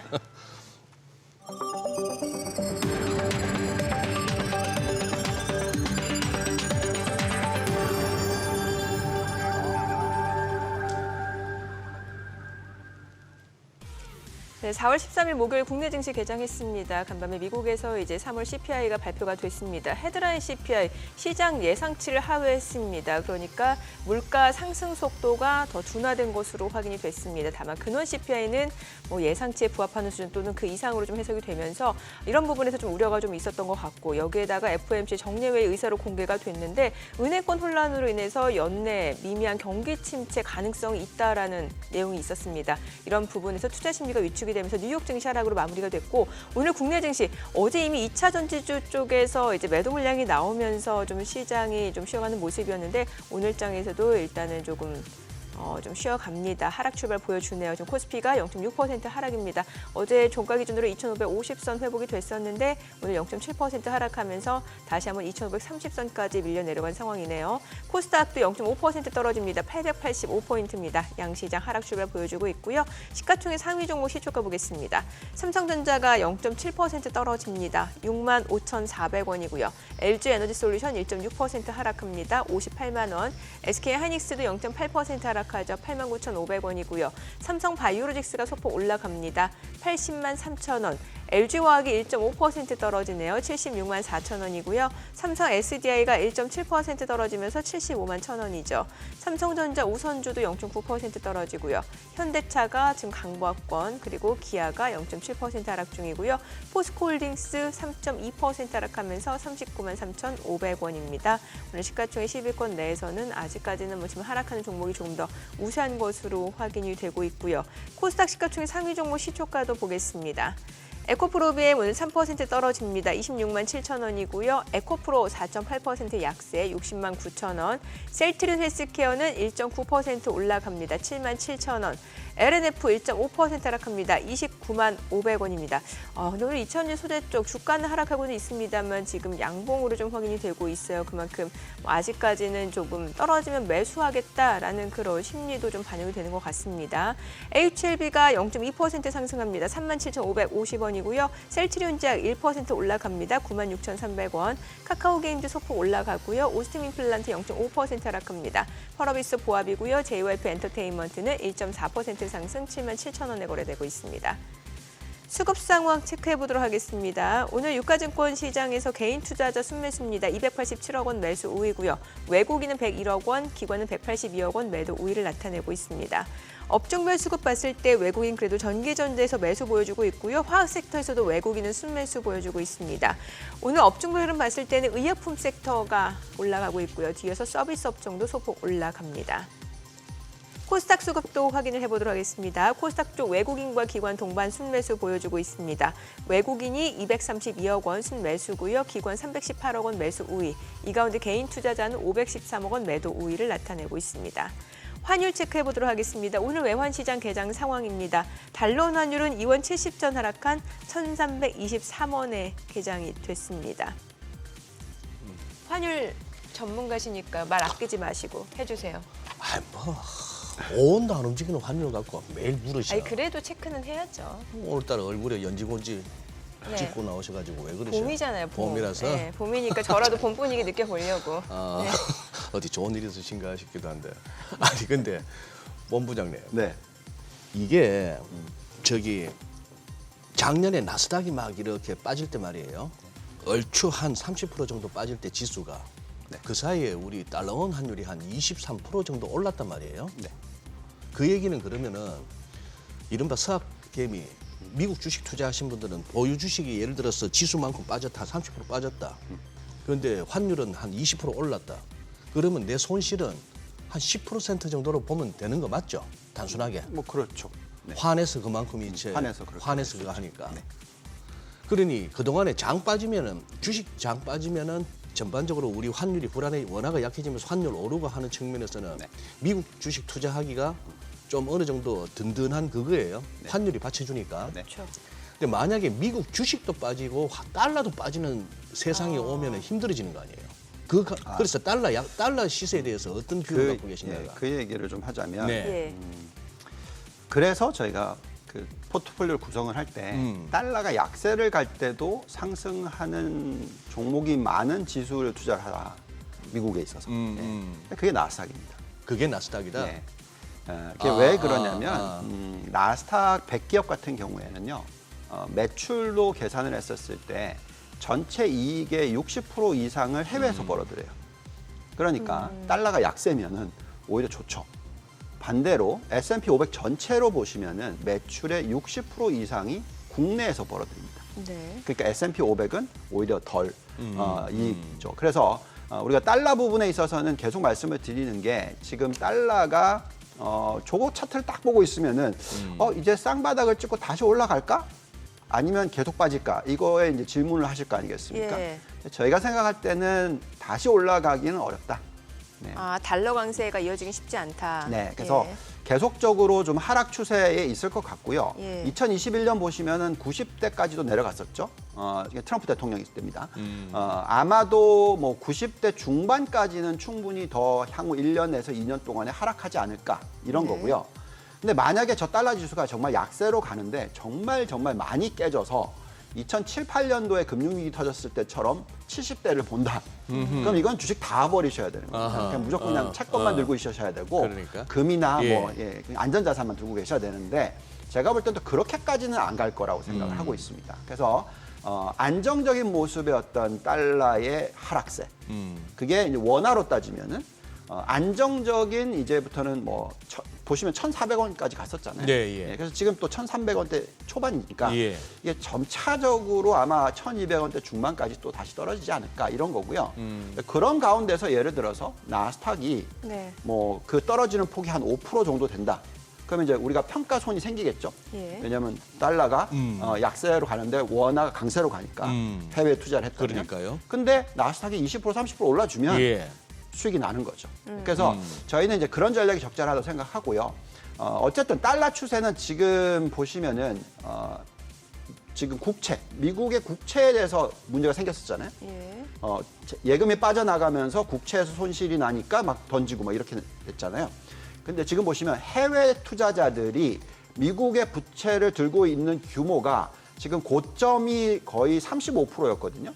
근데 지금 벌써 20%대 초반까지 떨어졌어요. 그렇다라는 것은 그만큼 달러의 위상이 조금씩 나빠지고 있는 거죠. 그렇게 되는 이유는 그만큼 미국의 부채 비율이 굉장히 높기 때문에 그렇습니다. 정부 부채 비율이 전체 GDP의 약 130% 정도 되고요. 이거는 일본에 문제가 생겼을 때, 시작될 때, 그때 수준 정도 됩니다. 지금 일본은 200 몇십 %잖아요. 그래서 일본 다음으로 가장 많은 정부 부채를 들고 있는 게 미국입니다. 그렇다면 과거에 엔이 약세를 보였던 것처럼 달러도 약세 추세로 갈 수 있다는 것이고요. 자, 이런 부분을 글로벌 경제 성장률로 비교해 보면은요. 우리가 왜 한국 증시라든지 글로벌 지수에 대해 투자를 해야 되냐면 지금 GDP 성장률을 보시면은 2023년에 지금 예상치 월드가 얼마냐면 2.6%예요. 올해가. 근데 내년은 얼마냐면 올라갑니다. 2.9%로 올라가요. 그렇다면 이거는 경기가 곧 바닥을 다지는 거잖아요. 그래서 상승을 할 수 있을 거라고 생각을 하게 되는 거지만은 미국을 한번 보시면은 숫자가 얼마냐면은 1.5%가 올해예요. 근데 내년에는 얼마로 떨어지는지 보시면은 0.9%로 떨어진다고 돼 있는 거예요. 실질 GDP 성장률이. 그러니까 결국은 무슨 얘기냐면은 미국과 지금 글로벌이 좀 따로 노는 거죠. 그래서 글로벌 경기에 민감한 쪽을 더 투자를 해야 되는 거죠. 미국에 있어서도. 그런 말씀을 드리는 거고 또 그렇기 때문에 우리나라라든지 중국이라든지 뭐 대만이라든지 베트남이라든지 이런 국가들 제조 강대국 원자재 가격은 제가 볼 때는 그렇게까지 급등을 하지 않을 거니까 그렇다면 이제 마진이 확대가 되고 바닥을 다지는 구간에 들어간 그런 국가들에 대해서는 투자를 해야 되는데 다행스러운 것은 우리나라는 그 국가들 중에 있다라는 거죠. 그래서 저희가 지금 현재 시점에서 계속 말씀을 드립니다만 선택과 집중이 중요한 시기다라고 말씀을 드리겠습니다. 그리고 앞서 저희가 유동성 얘기를 좀 마무리를 좀 지어야 될 것 같은데 소장님은 글쎄 요즘에 유동성 이렇게 풍부한지 모르겠다는 말씀 주셨고 또 본부장님은 풍부하다고 말씀. 내 유동성이. 소장님 시중 유동성하고 내 유동성하고는 다르니까. 개인 사정. 내 유동성이 그렇게 풍부하지 않다. 소장님 주머니. 그 시중 유동성 중요하니까. 그러니까 진짜 중요한 거는 유동성 부분은 지금 은행의 파산 사태가 생기면서 갑자기 축소가 됐죠. 근데 이제 중요한 거는 그렇게 됐다 하더라도 내 주머니가 든든하면 내가 연체자가 되질 않겠죠. 예. 예, 그래서 그게 중요한데 그걸 보는 지표가 고용 지표인 겁니다. 고용 지표. 예. 지금 고용 지표 보시면은 미국이 굉장히 안정적이에요. 그러게요. 고용 시장 좋잖아요. 네, 24만 6천 명이 나왔고요. 저 숫자가 좀 너무 핫한 겁니다. 골디락스로 가려면 저 숫자가 한 10만에서 20만 사이로 떨어져야 돼요. 그래서 지금 그래요? 너무나 핫하기 때문에 여전히 인플레이션 압력을 주는 거고요. 실업률도 지금 3.5%입니다. 굉장히 낮은 숫자가 지금 계속 나오고 있다라고 말씀을 드리겠고요. 또 지금 보시면 이제 노동 참여율도 올라가고 있는 상황이고 또 가장 중요한 핵심 포인트는 임금 상승률이에요. 네. 네, 그 임금 상승률이 지금 작년 동기 대비 4.2% 수준이 미국이 나오고 있고요. 한국도 제법 괜찮습니다. 그래서 결국은 주머니 사정이 안 좋다고 느끼겠지만 실질적으로 이득은 늘고 있어요. 소득은 늘고 있는 거죠. 예. 자, 그렇다면은 연체율이 갑자기 급등을 하는 모습으로 가기보다는 점차적으로 상승하는 모습이 나오는 거죠. 그래서 저희는 지금 현재 시점에서는 인플레이션도 점차적으로 떨어지고 골디락스로 갈 수 있는 환경으로 내년에는 갈 거다라고 생각을 하는데 어쨌든 지금은 헷갈리는 거죠. 너무 많이 오른 게 아닌가라는 그런 걱정을 하고 있는 겁니다. 네. 그래요. 아니, 왜 질문하실 타이밍이세요? 제가 혼자 계속 할 수는 없잖아요. 좀 해주세요. 자, 저는 지금 예. 지금 시세들 보고 있는데 예. 좀 걱정스러워서. 그러면 사실 이제 뭐 개인 투자 입장에서 가장 궁금한 거는 뭐 2차 전지를 이제 보유하신 분들이야 뭐 최종 판단은 또 알아서 하셔야 될 부분인 것 같고 이제 앞으로 이제 뭐 우리나라 같은 경우는 충분히 이제 또 매력도가 있다고 하셨으니까 포트폴리오를 구성해 봤을 때 뭐 미국 같은 경우는 또 어떻게 투자를 하는 게 좋을지 또 우리나라에서는 어떤 섹터에 또 관심을 가지는 게 좋을지 좀 알려주세요. 네. 정말 중요한 타이밍입니다. 지금이. 왜냐하면 다들 뭐 셀린 메이 뭐 이런 예, 얘기를 하거든요. 네, 예. 그래서 5월 달에 다 던져야 되느냐. 그런 고객들도 많이 오세요. 다 던져야 될 것 같다. 뭐 이렇게 생각하시는 분들. 근데 그게 아니라 어느 정도 얕은 경기 침체든지 아니면 경기 둔화로서 끝나는 케이스, 내년에 다시 회복한다는 케이스가 되면은 투자를 하셔야죠. 그래서 저희가 보고 있는 이 다우존스나 나스닥, S&P 500을 적정 가치를 구해보면은 연말까지 오를 수 있는 폭이 약 5% 내지 10% 정도 돼요. 네. 근데 그게 너무 큰 건 아니잖아요. 그렇죠. 그렇다 보니까 이제 선택과 집중인 예. 거고, 그렇게 되면은 미국 증시가 어느 정도 안정적이라 그러면 또 한국 증시가 오를 수가 있는 거거든요. 그래서 저희가 포트폴리오를 좀 구성을 해보면 이런 숫자들이 나옵니다. 지금 글로벌 자산 배분을 해보면은요. 주식에 대해서 비중을 높게 가져가야 되는 게 맞고요. 예. 그다음에 채권에 대한 비중을 제법 가져가는 게 좋겠고요. 여기에 이제 대체 자산도 금과 가상화폐를 통해서 투자하는 게 좋겠고 원자재 투자는 적절하게 하는 것이 안 좋다. 지금 현재 시점에서는 변동성이 너무 심하다라고 말씀을 드리겠고요. 그다음에 이제 국가별 포트폴리오 구성을 할 때 있어서는 신흥국에 대한 비중을 높게 가져갑니다. 35% 저게 뭐 높냐 이렇게 질문하시겠지만 예. 매번 말씀을 드립니다만 시가총액 기준으로서는 20%밖에 안 되니까 35% 들고 가는 것은 굉장히 많이 들고 가는 겁니다. 그래서 신흥국에 대해서 한국과 중국, 대만, 베트남에 대한 투자를 적극적으로 하셔야 된다라고 계속 얘기를 해드리고 있는 부분입니다. 자, 그러면 그 안에서 좀 이제 설명을 해드리자면은 글로벌 경쟁력이 있는 산업에 대해서 투자를 해야 된다 계속 말씀을 드리잖아요. 글로벌적으로 놓고 보면 성장이 있을 수 있는 쪽이 뭐 대형 기술주들도 있고 반도체 AI 관련된 쪽이 있고요. 최근에 반도체 쪽으로 또 다시 매수세가 들어오잖아요. 맞습니다. 예. 그다음에 이제 전기차 부품이 있었을 거고 또 이번에 또 최근에 보시면 주가가 오르기 시작하는 게 신재생 에너지 관련 쪽. 네. 그리고 이제 바이오 헬스케어. 요즘에 또 바이오 얘기 나오잖아요. 맞아요. 근데 이 전체적인 이 포트폴리오를 글로벌 포트폴리오 주식으로 봤었을 때 80%를 투자를 해야 된다고 자꾸 얘기를 해드리고 있어요. 이거는 근데 이제 국가별로 또 틀립니다. 자, 미국으로 보면은 가장 경쟁력이 있는 산업이 뭘까요? IT, 반도체, 시스템 반도체, 그리고 바이오 헬스케어 네. 이런 쪽입니다. 그렇기 때문에 이쪽에 대한 비중이 높아야 되겠죠. 미국 관련 주식들은. 그러면 전기차와 2차 전지 이 부분은 어디가 좋겠습니까? 당연히 미국에 테슬라가 있으니까 좋지만 네. 우리나라 현대차, 기아차가 있으니까 좋죠. 예. 그다음에 또 중국의 여러 전기차 업종 종목들이 있잖아요. 그래서 좋습니다. 그래서 결국은 국가마다 경쟁력이 있는 산업에 대한 투자를 해야 되는 거고요. 우리나라 반도체는 조금 아쉬운 부분은 네. 메모리 쪽이라서 그쪽에. 사이클이 조금 딜레이, 그러니까 좀 지연되는 부분이 있습니다. 그렇지만 그렇다고 하더라도 올해 1, 4분기, 2, 4분기 지나고 3, 4분기, 4, 4분기에 넘어가면은 바닥을 찍고 다시 올라갈 수 있는 그런 경기 사이클이다. 그렇다면 주가는 미리 움직이는 거죠. 그래서 이미 삼성전자, SK 하이닉스는 바닥은 봤다. 예. 대신에 이제 올라가는데 그 속도가 조금 더디게 올라가는 거고 나중에 연말로 가면 또 가속도가 붙을 수가 있으니까 저희는 어쨌든 업종 선별을 굉장히 지금 중요하게 잘 하시라는 말씀 드리겠습니다. 길게 이렇게 뽑아 먹으려면 호구들 데리고 뽑아 먹으려면은 그냥 뭐 한 3점, 4점, 3고가 가능해도 2고에서 멈춰주고 그래야 밤새도록 뽑아 먹지. 디립다 그냥 3고 피박 광발 갖다 한 서너 판 시켜버리면은 그냥 판이 깨져요. 판이 깨지는 거죠. 네. 네. 오늘 내용 잘 들었습니다. 고맙습니다. 감사합니다. 네, 고맙습니다.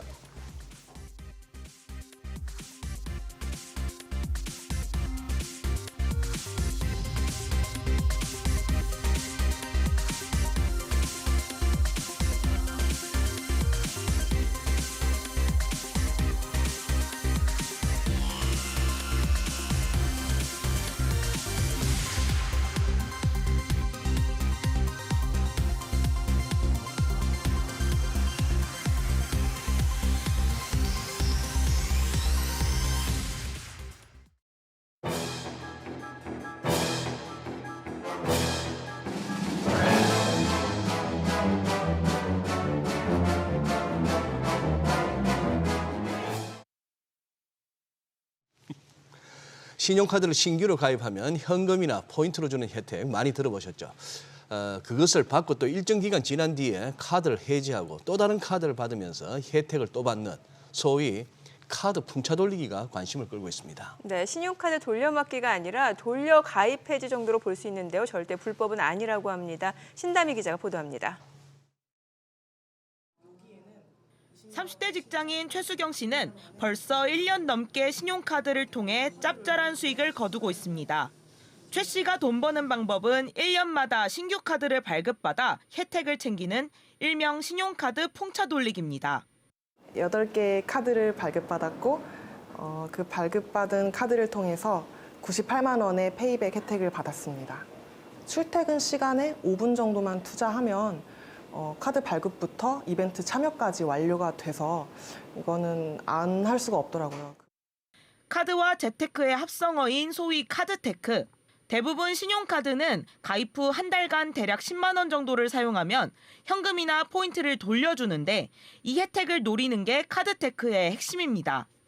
현금이나 포인트를 받은 후 카드를 해지하고 최소 6개월에서 최대 18개월 사용 기록이 없으면 카드사는 신규 발급 대상자로 봅니다. 이 기간 동안에는 다른 카드를 사용하면 됩니다. 카드테크를 위해선 주요 비교 플랫폼을 비교해 좀 더 많은 페이백 혜택을 주는 곳에서 카드를 발급받으면 됩니다. 이번 달 카드 혜택을 살펴보면 카카오페이에선 최대 9만 원을, 카드고릴라에선 최대 16만 원을 받을 수 있습니다. 동일한 롯데카드를 신규 발급받는 것인데 플랫폼별 환급액이 거의 2배 가까이 차이가 납니다. 실제로 카드 발급까지 이어지는 고객 수로 따져보면 한 월 평균 4,500에서 5,500분 정도라고. 한 고객당 14만 원에서 15만 원 정도 혜택을 받아가고 계시고, 만약 신용카드 발급이 쉽지 않은 학생이나 주부라면 혜택은 신용카드보다 적지만 체크카드 페이백을 노릴 수 있습니다. SBS 비즈 신다입니다. 네, 카드테크에 대해서 신 기자가 좀 더 알아보겠습니다. 신 기자, 이렇게 돈만 챙기고 카드 해지하면 나중에 따로 불이익은 없는 건가요? 네, 신용카드를 여러 개 만들고 해지한다고 해서 카드사에서 불이익을 주는 일은 없습니다. 다만 과도한 풍차 돌리기로 여러 개의 신용카드를 한꺼번에 해지하면 신용도가 떨어질 수 있다는 점은 주의하셔야 합니다. 신용도는 오랫동안 신용카드 등 금융상품을 이용해서 나의 정보가 꾸준히 쌓인다는 건데요. 한꺼번에 카드가 끊기면 내 정보가 한꺼번에 없어지는 것이기 때문에 신용도에 영향을 받을 수는 있습니다. 그래요.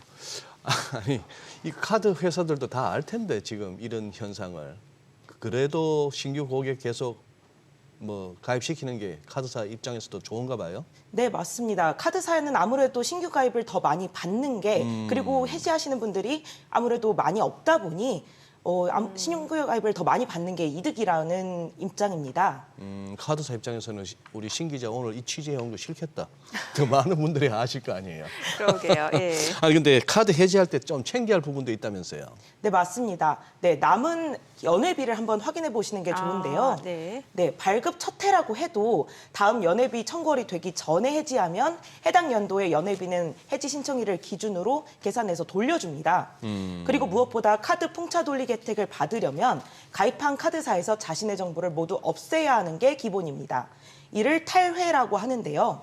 즉 특정 카드사에서 여러 장의 카드를 발급받은 분들은 이 모든 카드를 해지해야만 카드테크가 가능하다는 점 유념해야 합니다. 근데 카드 해지하게 되면 그동안 쌓아둔 포인트는 어떻게 되는 건가요? 네, 안타깝게도 카드 포인트는 모두 사라집니다. 예. 때문에 미리 사용하거나 캐시백을 받아두셔야 하는데요. 또 OTT 서비스 등 구독 서비스를 이용하고 계시다면 잊지 말고 카드를 다른 카드나 계좌로 자동 결제를 옮겨야 합니다. 금융결제원의 계좌정보 통합관리 서비스를 이용하면 한 번에 연결 계좌의 조회와 해지가 가능합니다. 네, 저 같은 경우는 이렇게 막 카드 가입 신용카드 가입 권유 막 전화 받다가 예, 해주세요 하다 보면 며칠 후에 와요.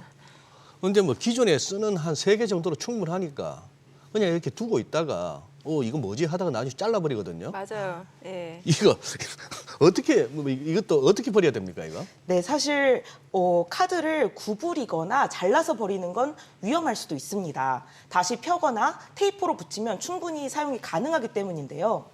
오랫동안 사용하지 않는 장기 휴면 카드는 개인정보가 유출될 우려가 있고 카드 복제 같은 범죄에 취약하기 때문에 카드사를 통해 완전히 탈회하시는 것이 좋습니다. 네, 신 기자 잘 들었습니다.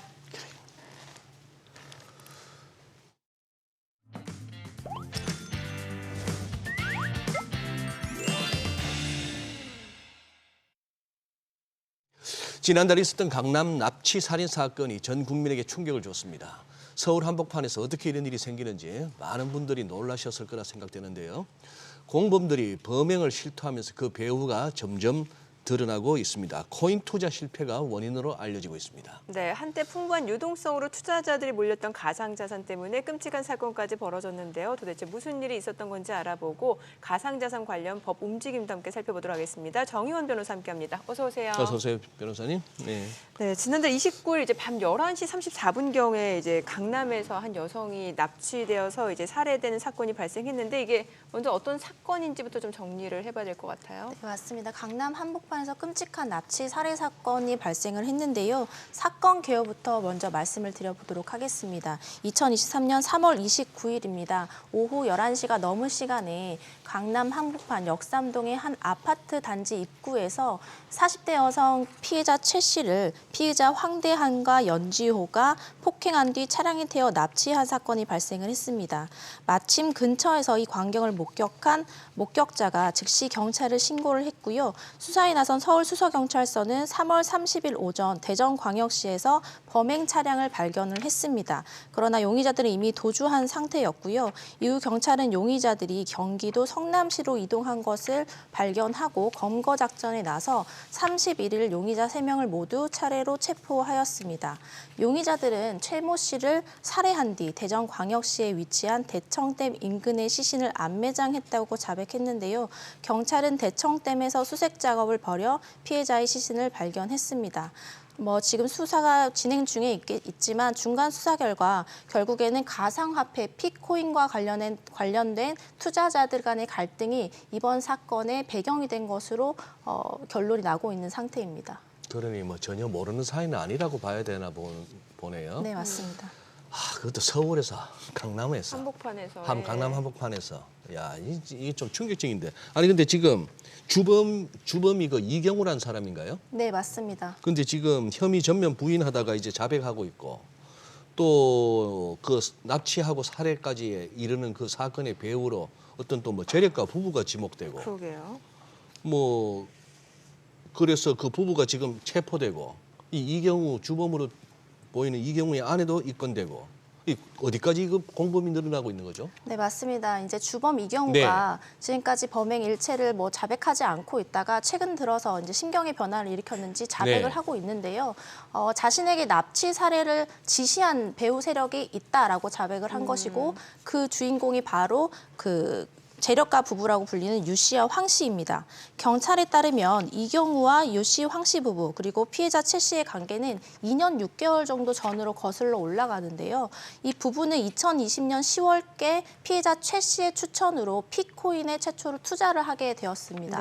1억 원 상당을 투자를 했고요. 그다음에 피해자 최 씨와 함께 이 피코인의 투자자들을 모집하기 위해서 홍보하고 마케팅 활동을 해왔던 것으로 알려져 있습니다. 지금 피코인이라고 이렇게 소개해 주시는 게 무슨 우리가 아는 비트코인이나 이더리움 같은 그쪽이 아닌 무슨 알트코인인가 봐요? 퓨리에버 코인이라고 일명 말하는데요. 이걸 이제 일명 피코인이라고 일컫고 있습니다.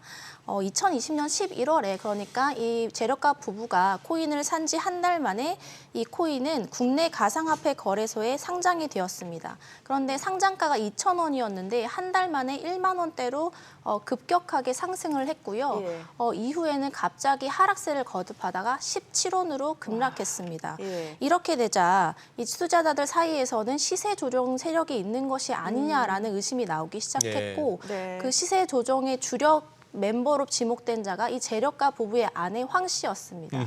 그러자 이제 피해자 최 씨와 이경우 씨 그리고 나머지 투자자들의 몇몇이 황 씨를 찾아가 협박해서 황 씨가 가지고 있던 가상화폐를 갈취해오는 사건도 일어났었는데요. 일명 공갈 사건이었는데 해당 공갈 사건이 일어난 이후에 재력가 부부와 이 피해자 최 씨의 관계는 급격하게 악화되었습니다. 그런데 이경우 씨 같은 경우에는 이 공갈 사건에 자기가 연루되어 있음에도 불구하고 추후 재력가 부부를 찾아가 자신이 오해했다며 사과하고 관계를 회복했는데 이 이후에 재력가 부부와 이경우 씨는 돈독한 관계를 유지하면서 재력가 부부로부터 그 취업을 추천받아 법률사무소에 취업하기까지 이르렀다고 하였습니다.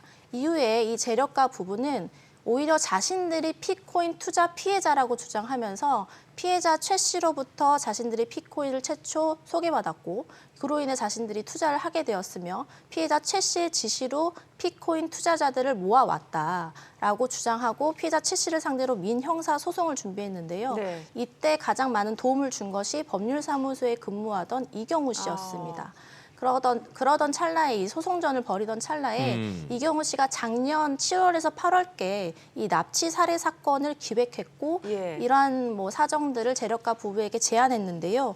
이 재력가 부부는 그 악연으로 얼룩진 피해자 최 씨를 살해하는 것에 동의하고 착수금조로 7천만 원을 지급하면서 이경우에게 납치와 살해를 지시했다라는 것이 이경우의 자백의 요지인 것 같습니다.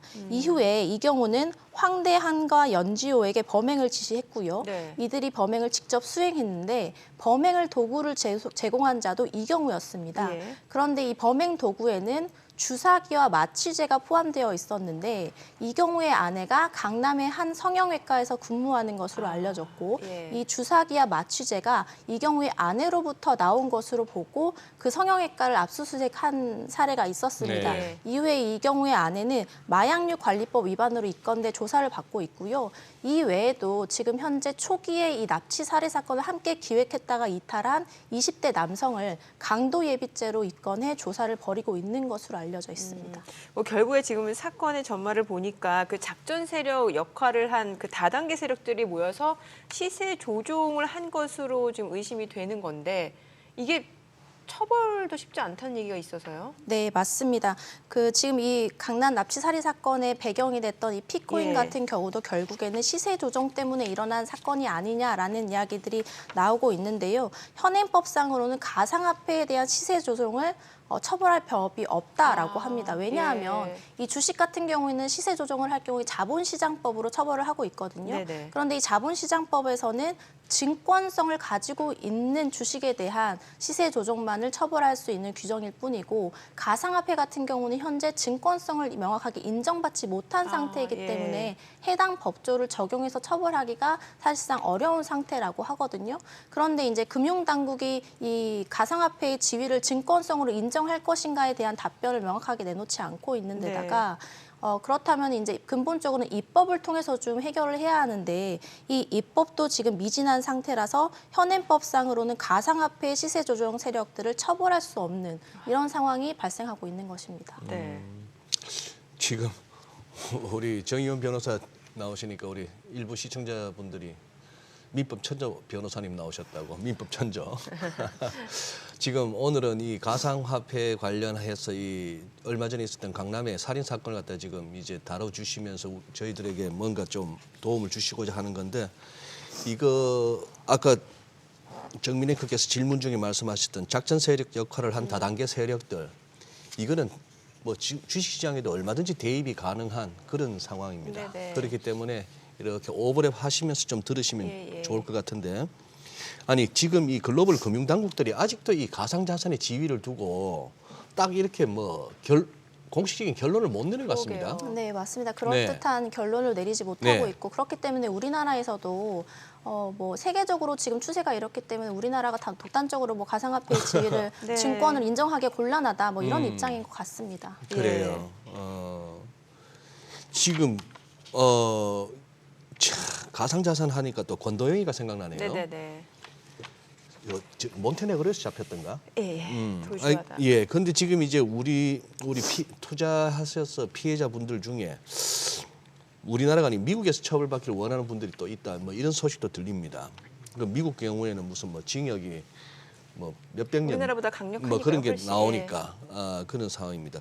이 지금 금융사기 경우에 미국하고 우리하고 좀 이렇게 단죄의 잣대가 좀 다른가요? 형량도 다른가요?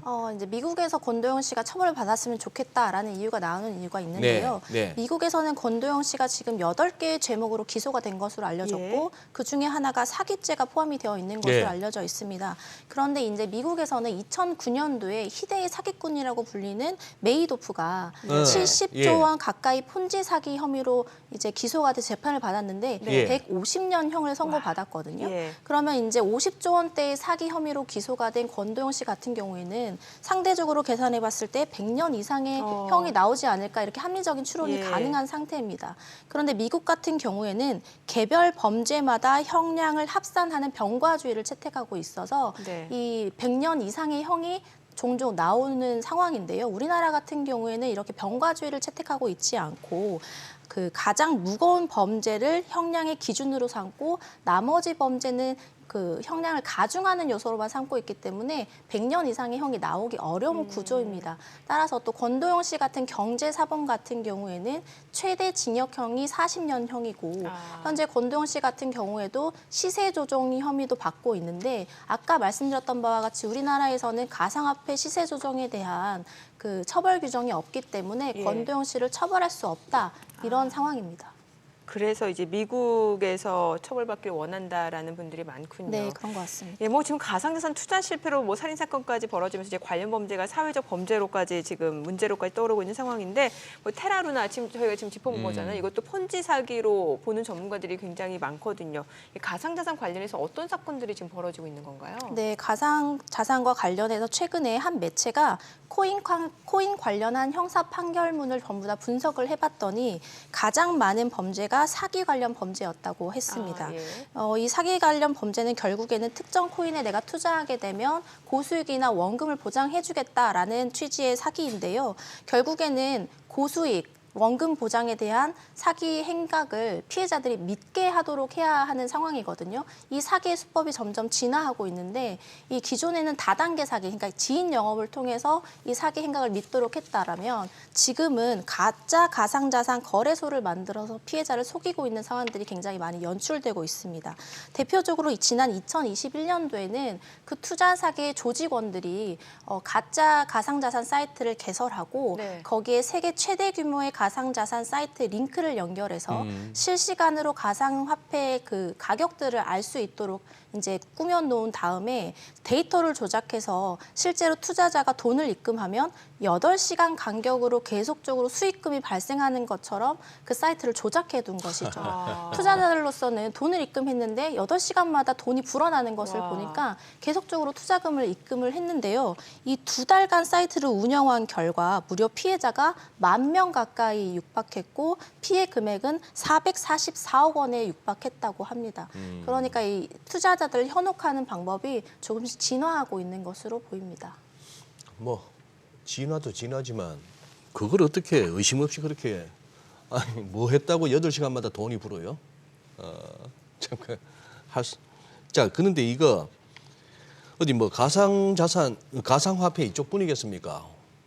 우리 주식시장도 마찬가지고 예로부터 선진국, 뭐 신흥국 할 것 없이 이 금융시장 자체가 오죽하면 금융은 사기야 이런 소리가 돌겠습니까만 지금 그러면 이 가상화폐 이쪽에 절대로 당하지는 말아야겠다 싶은데도 불구하고 이 슬슬 또 빠져들다 보면 이게 정상적인 판단이 안 됩니다. 남한테 얘기하기도 뭐하고 창피하기도 하고 그런 상황이에요. 지금 좀 사기 의심이 든다. 어떻게 대처하면 좋을까요? 결국에는 그 의심이 들었으면 바로 증거 확보에 나설 수밖에 증거 없는 확보? 것입니다. 결국에는 이런 가상화폐 투자 사기는 사기죄로 고소할 수밖에 없는데요. 피해자가 사기죄로 고소했을 때는 그 사기를 당한 사실을 입증 책임이 피해자에게 있습니다. 결국에 내가 투자를 속아서 했다라는 것을 입증해야 되는데 속았다는 것을 입증하기 위해서는 추천인이나 추천 회사가 나에게 이 코인을 투자할 때 이 코인을 어떻게 소개했는지 그리고 원금 보장이나 고수익 보장을 했는지에 관한 문자 메시지, 카카오톡, 입금 내역, 그리고 안내 책자나 브로셔 같은 것들을 보관하고 있다면 해당 증거 자료를 확보해서 고소를 준비하셔야 되고요. 또 무엇보다도 피해금을 회복해야 되는 것이기 때문에 추천인이나 아니면 추천 회사의 계좌를 압류하는 보전 조치도 시급하게 준비하셔야 될 것 같습니다. 지금 오늘 어떻게 보면은 이 가상화폐 관련한 얘기를 하는데도 불구하고 폰지란 얘기가 자꾸 나옵니다. 폰지 사기. 변호사님 하시다 보면 그쪽 관련해서 이렇게 무슨 피해자가 되거나 무슨 법적으로 뭘 해보자는 분들 의뢰가 많지 않으세요? 어떤가요? 굉장히 피해 문의가 많고요. 많아요. 네, 결국에는 이게 다단계 금융 사기이기 때문에 선행 투자자가 후행 투자자들을 계속 만들어내고 이 후행 투자자들이 투자한 금액으로 선행 투자자들의 투자 수익을 챙기는 이런 그러니까. 그 돌려받기 수단으로 가장 많이 사용이 되는 상황이고요. 또 지금 현재로서는 이 다단계 조직을 동원해서 그 코인의 가격을 펌핑해서 시세 조정을 하는 그런 세력으로 동원하는 방법들도 많이 있는 상황입니다. 그렇겠네요. 사람들 모아서 네가 또 문제는- 사줘야 시세가 오르고 그래야 너한테도 떨어지고. 네, 맞습니다. 이 피해자 입장에서 이게 사기라는 거를 입증하기 위해서 증거를 모은다는 게 쉽지 않은 거잖아요. 네, 맞습니다. 결국에는 이게 좀 빨리 관련 법안들이 좀 만들어져야 이런 피해자들도 뭔가 구제될 수 있는 방안이 있을 것 같은데 지금 국회가 다시 가상자산업 그 법안을 들여다보고 있다면서요. 그러면은 변호사 입장에서 어떤 부분이 좀 빨리 시급하게 해결이 되어야 된다고 보여지세요? 무엇보다는 지금 현재 계속 말씀드렸듯이 가상화폐 시세 조정에 대해서 투자자를 보호할 방법이 지금 현재로서는 없습니다. 그래요? 네, 맞습니다. 그래서 이 투자자들을 보호할 수 있는 이 가상화폐에 대한 불공정 거래를 막을 수 있는 방법으로 입법이 좀 되어야 될 것 같고요. 이 시세 조정이나 과장 광고 같은 불공정 거래 행위로 인한 가상화폐 투자자 보호 관련 입법이 2021년 5월 최초로 이루어졌으나 현재 아직까지도 국회에 계류 중인 상태로 알려져 있어서 현재 이 입법의 부재가 피해자를 양산하고 있는 것이 아니냐라는 지적도 나오고 있는 상황입니다. 그럼 지금 현재는 철저하게 사기죄로 고소할 수밖에 없는 상황인 건가요? 네, 맞습니다. 쉽지가 않네요, 이게. 그래요. 그래요. 저희 또 뭐 최근에 뭐 가상자산, 뭐 시중에 유동성이 워낙 풍부하다 보니까 또 한 번에 좀 큰 수익을 기대하시는 분들이 가상자산 쪽에 투자를 많이 하시는 것 같은데 뭐 여러 관련 또 그리고 점점 노령화 사회가 되어가고 있고 이것이 결코 뭐 오래 사신 분들 점점 이렇게 이제 그런 분들에 대한 무시나 폄훼가 아닙니다. 어쨌거나 그 뭐냐 하면은 잘 모르는 건 하지 마세요. 잘 아는 걸 갖다가 해도 쉽지 않은 게 세상사인데요. 뭔지를 잘 모르는데 남들이 뭐 그걸로 뭐 했다더라 아니면 옆에서 뭘 권유하고 그리고 요즘 막 리딩방 같은 데서도 코인 얘기하는데요. 접근하지 마십시오. 아니 저도 하루에 뭐 텔레그램 문자로 굉장히 많이 들어오거든요. 그런 정보들. 그런데 이게 좀 현혹되기 쉬울 수도 있다는 생각도 들어요, 사실은. 각별한 주의가 좀 필요할 것 같습니다. 변호사님 오늘 말씀 잘 들었습니다. 고맙습니다. 네, 저희 방송 중에 전해드린 내용과 관련해서 모든 투자 판단의 책임은 투자자분들께 있다는 점 다시 한번 알려드립니다. 네, 100분 머니쇼 오늘은 여기서 줄이도록 하겠습니다. 저희는 내일 오전 8시에 다시 찾아뵙겠습니다. 고맙습니다.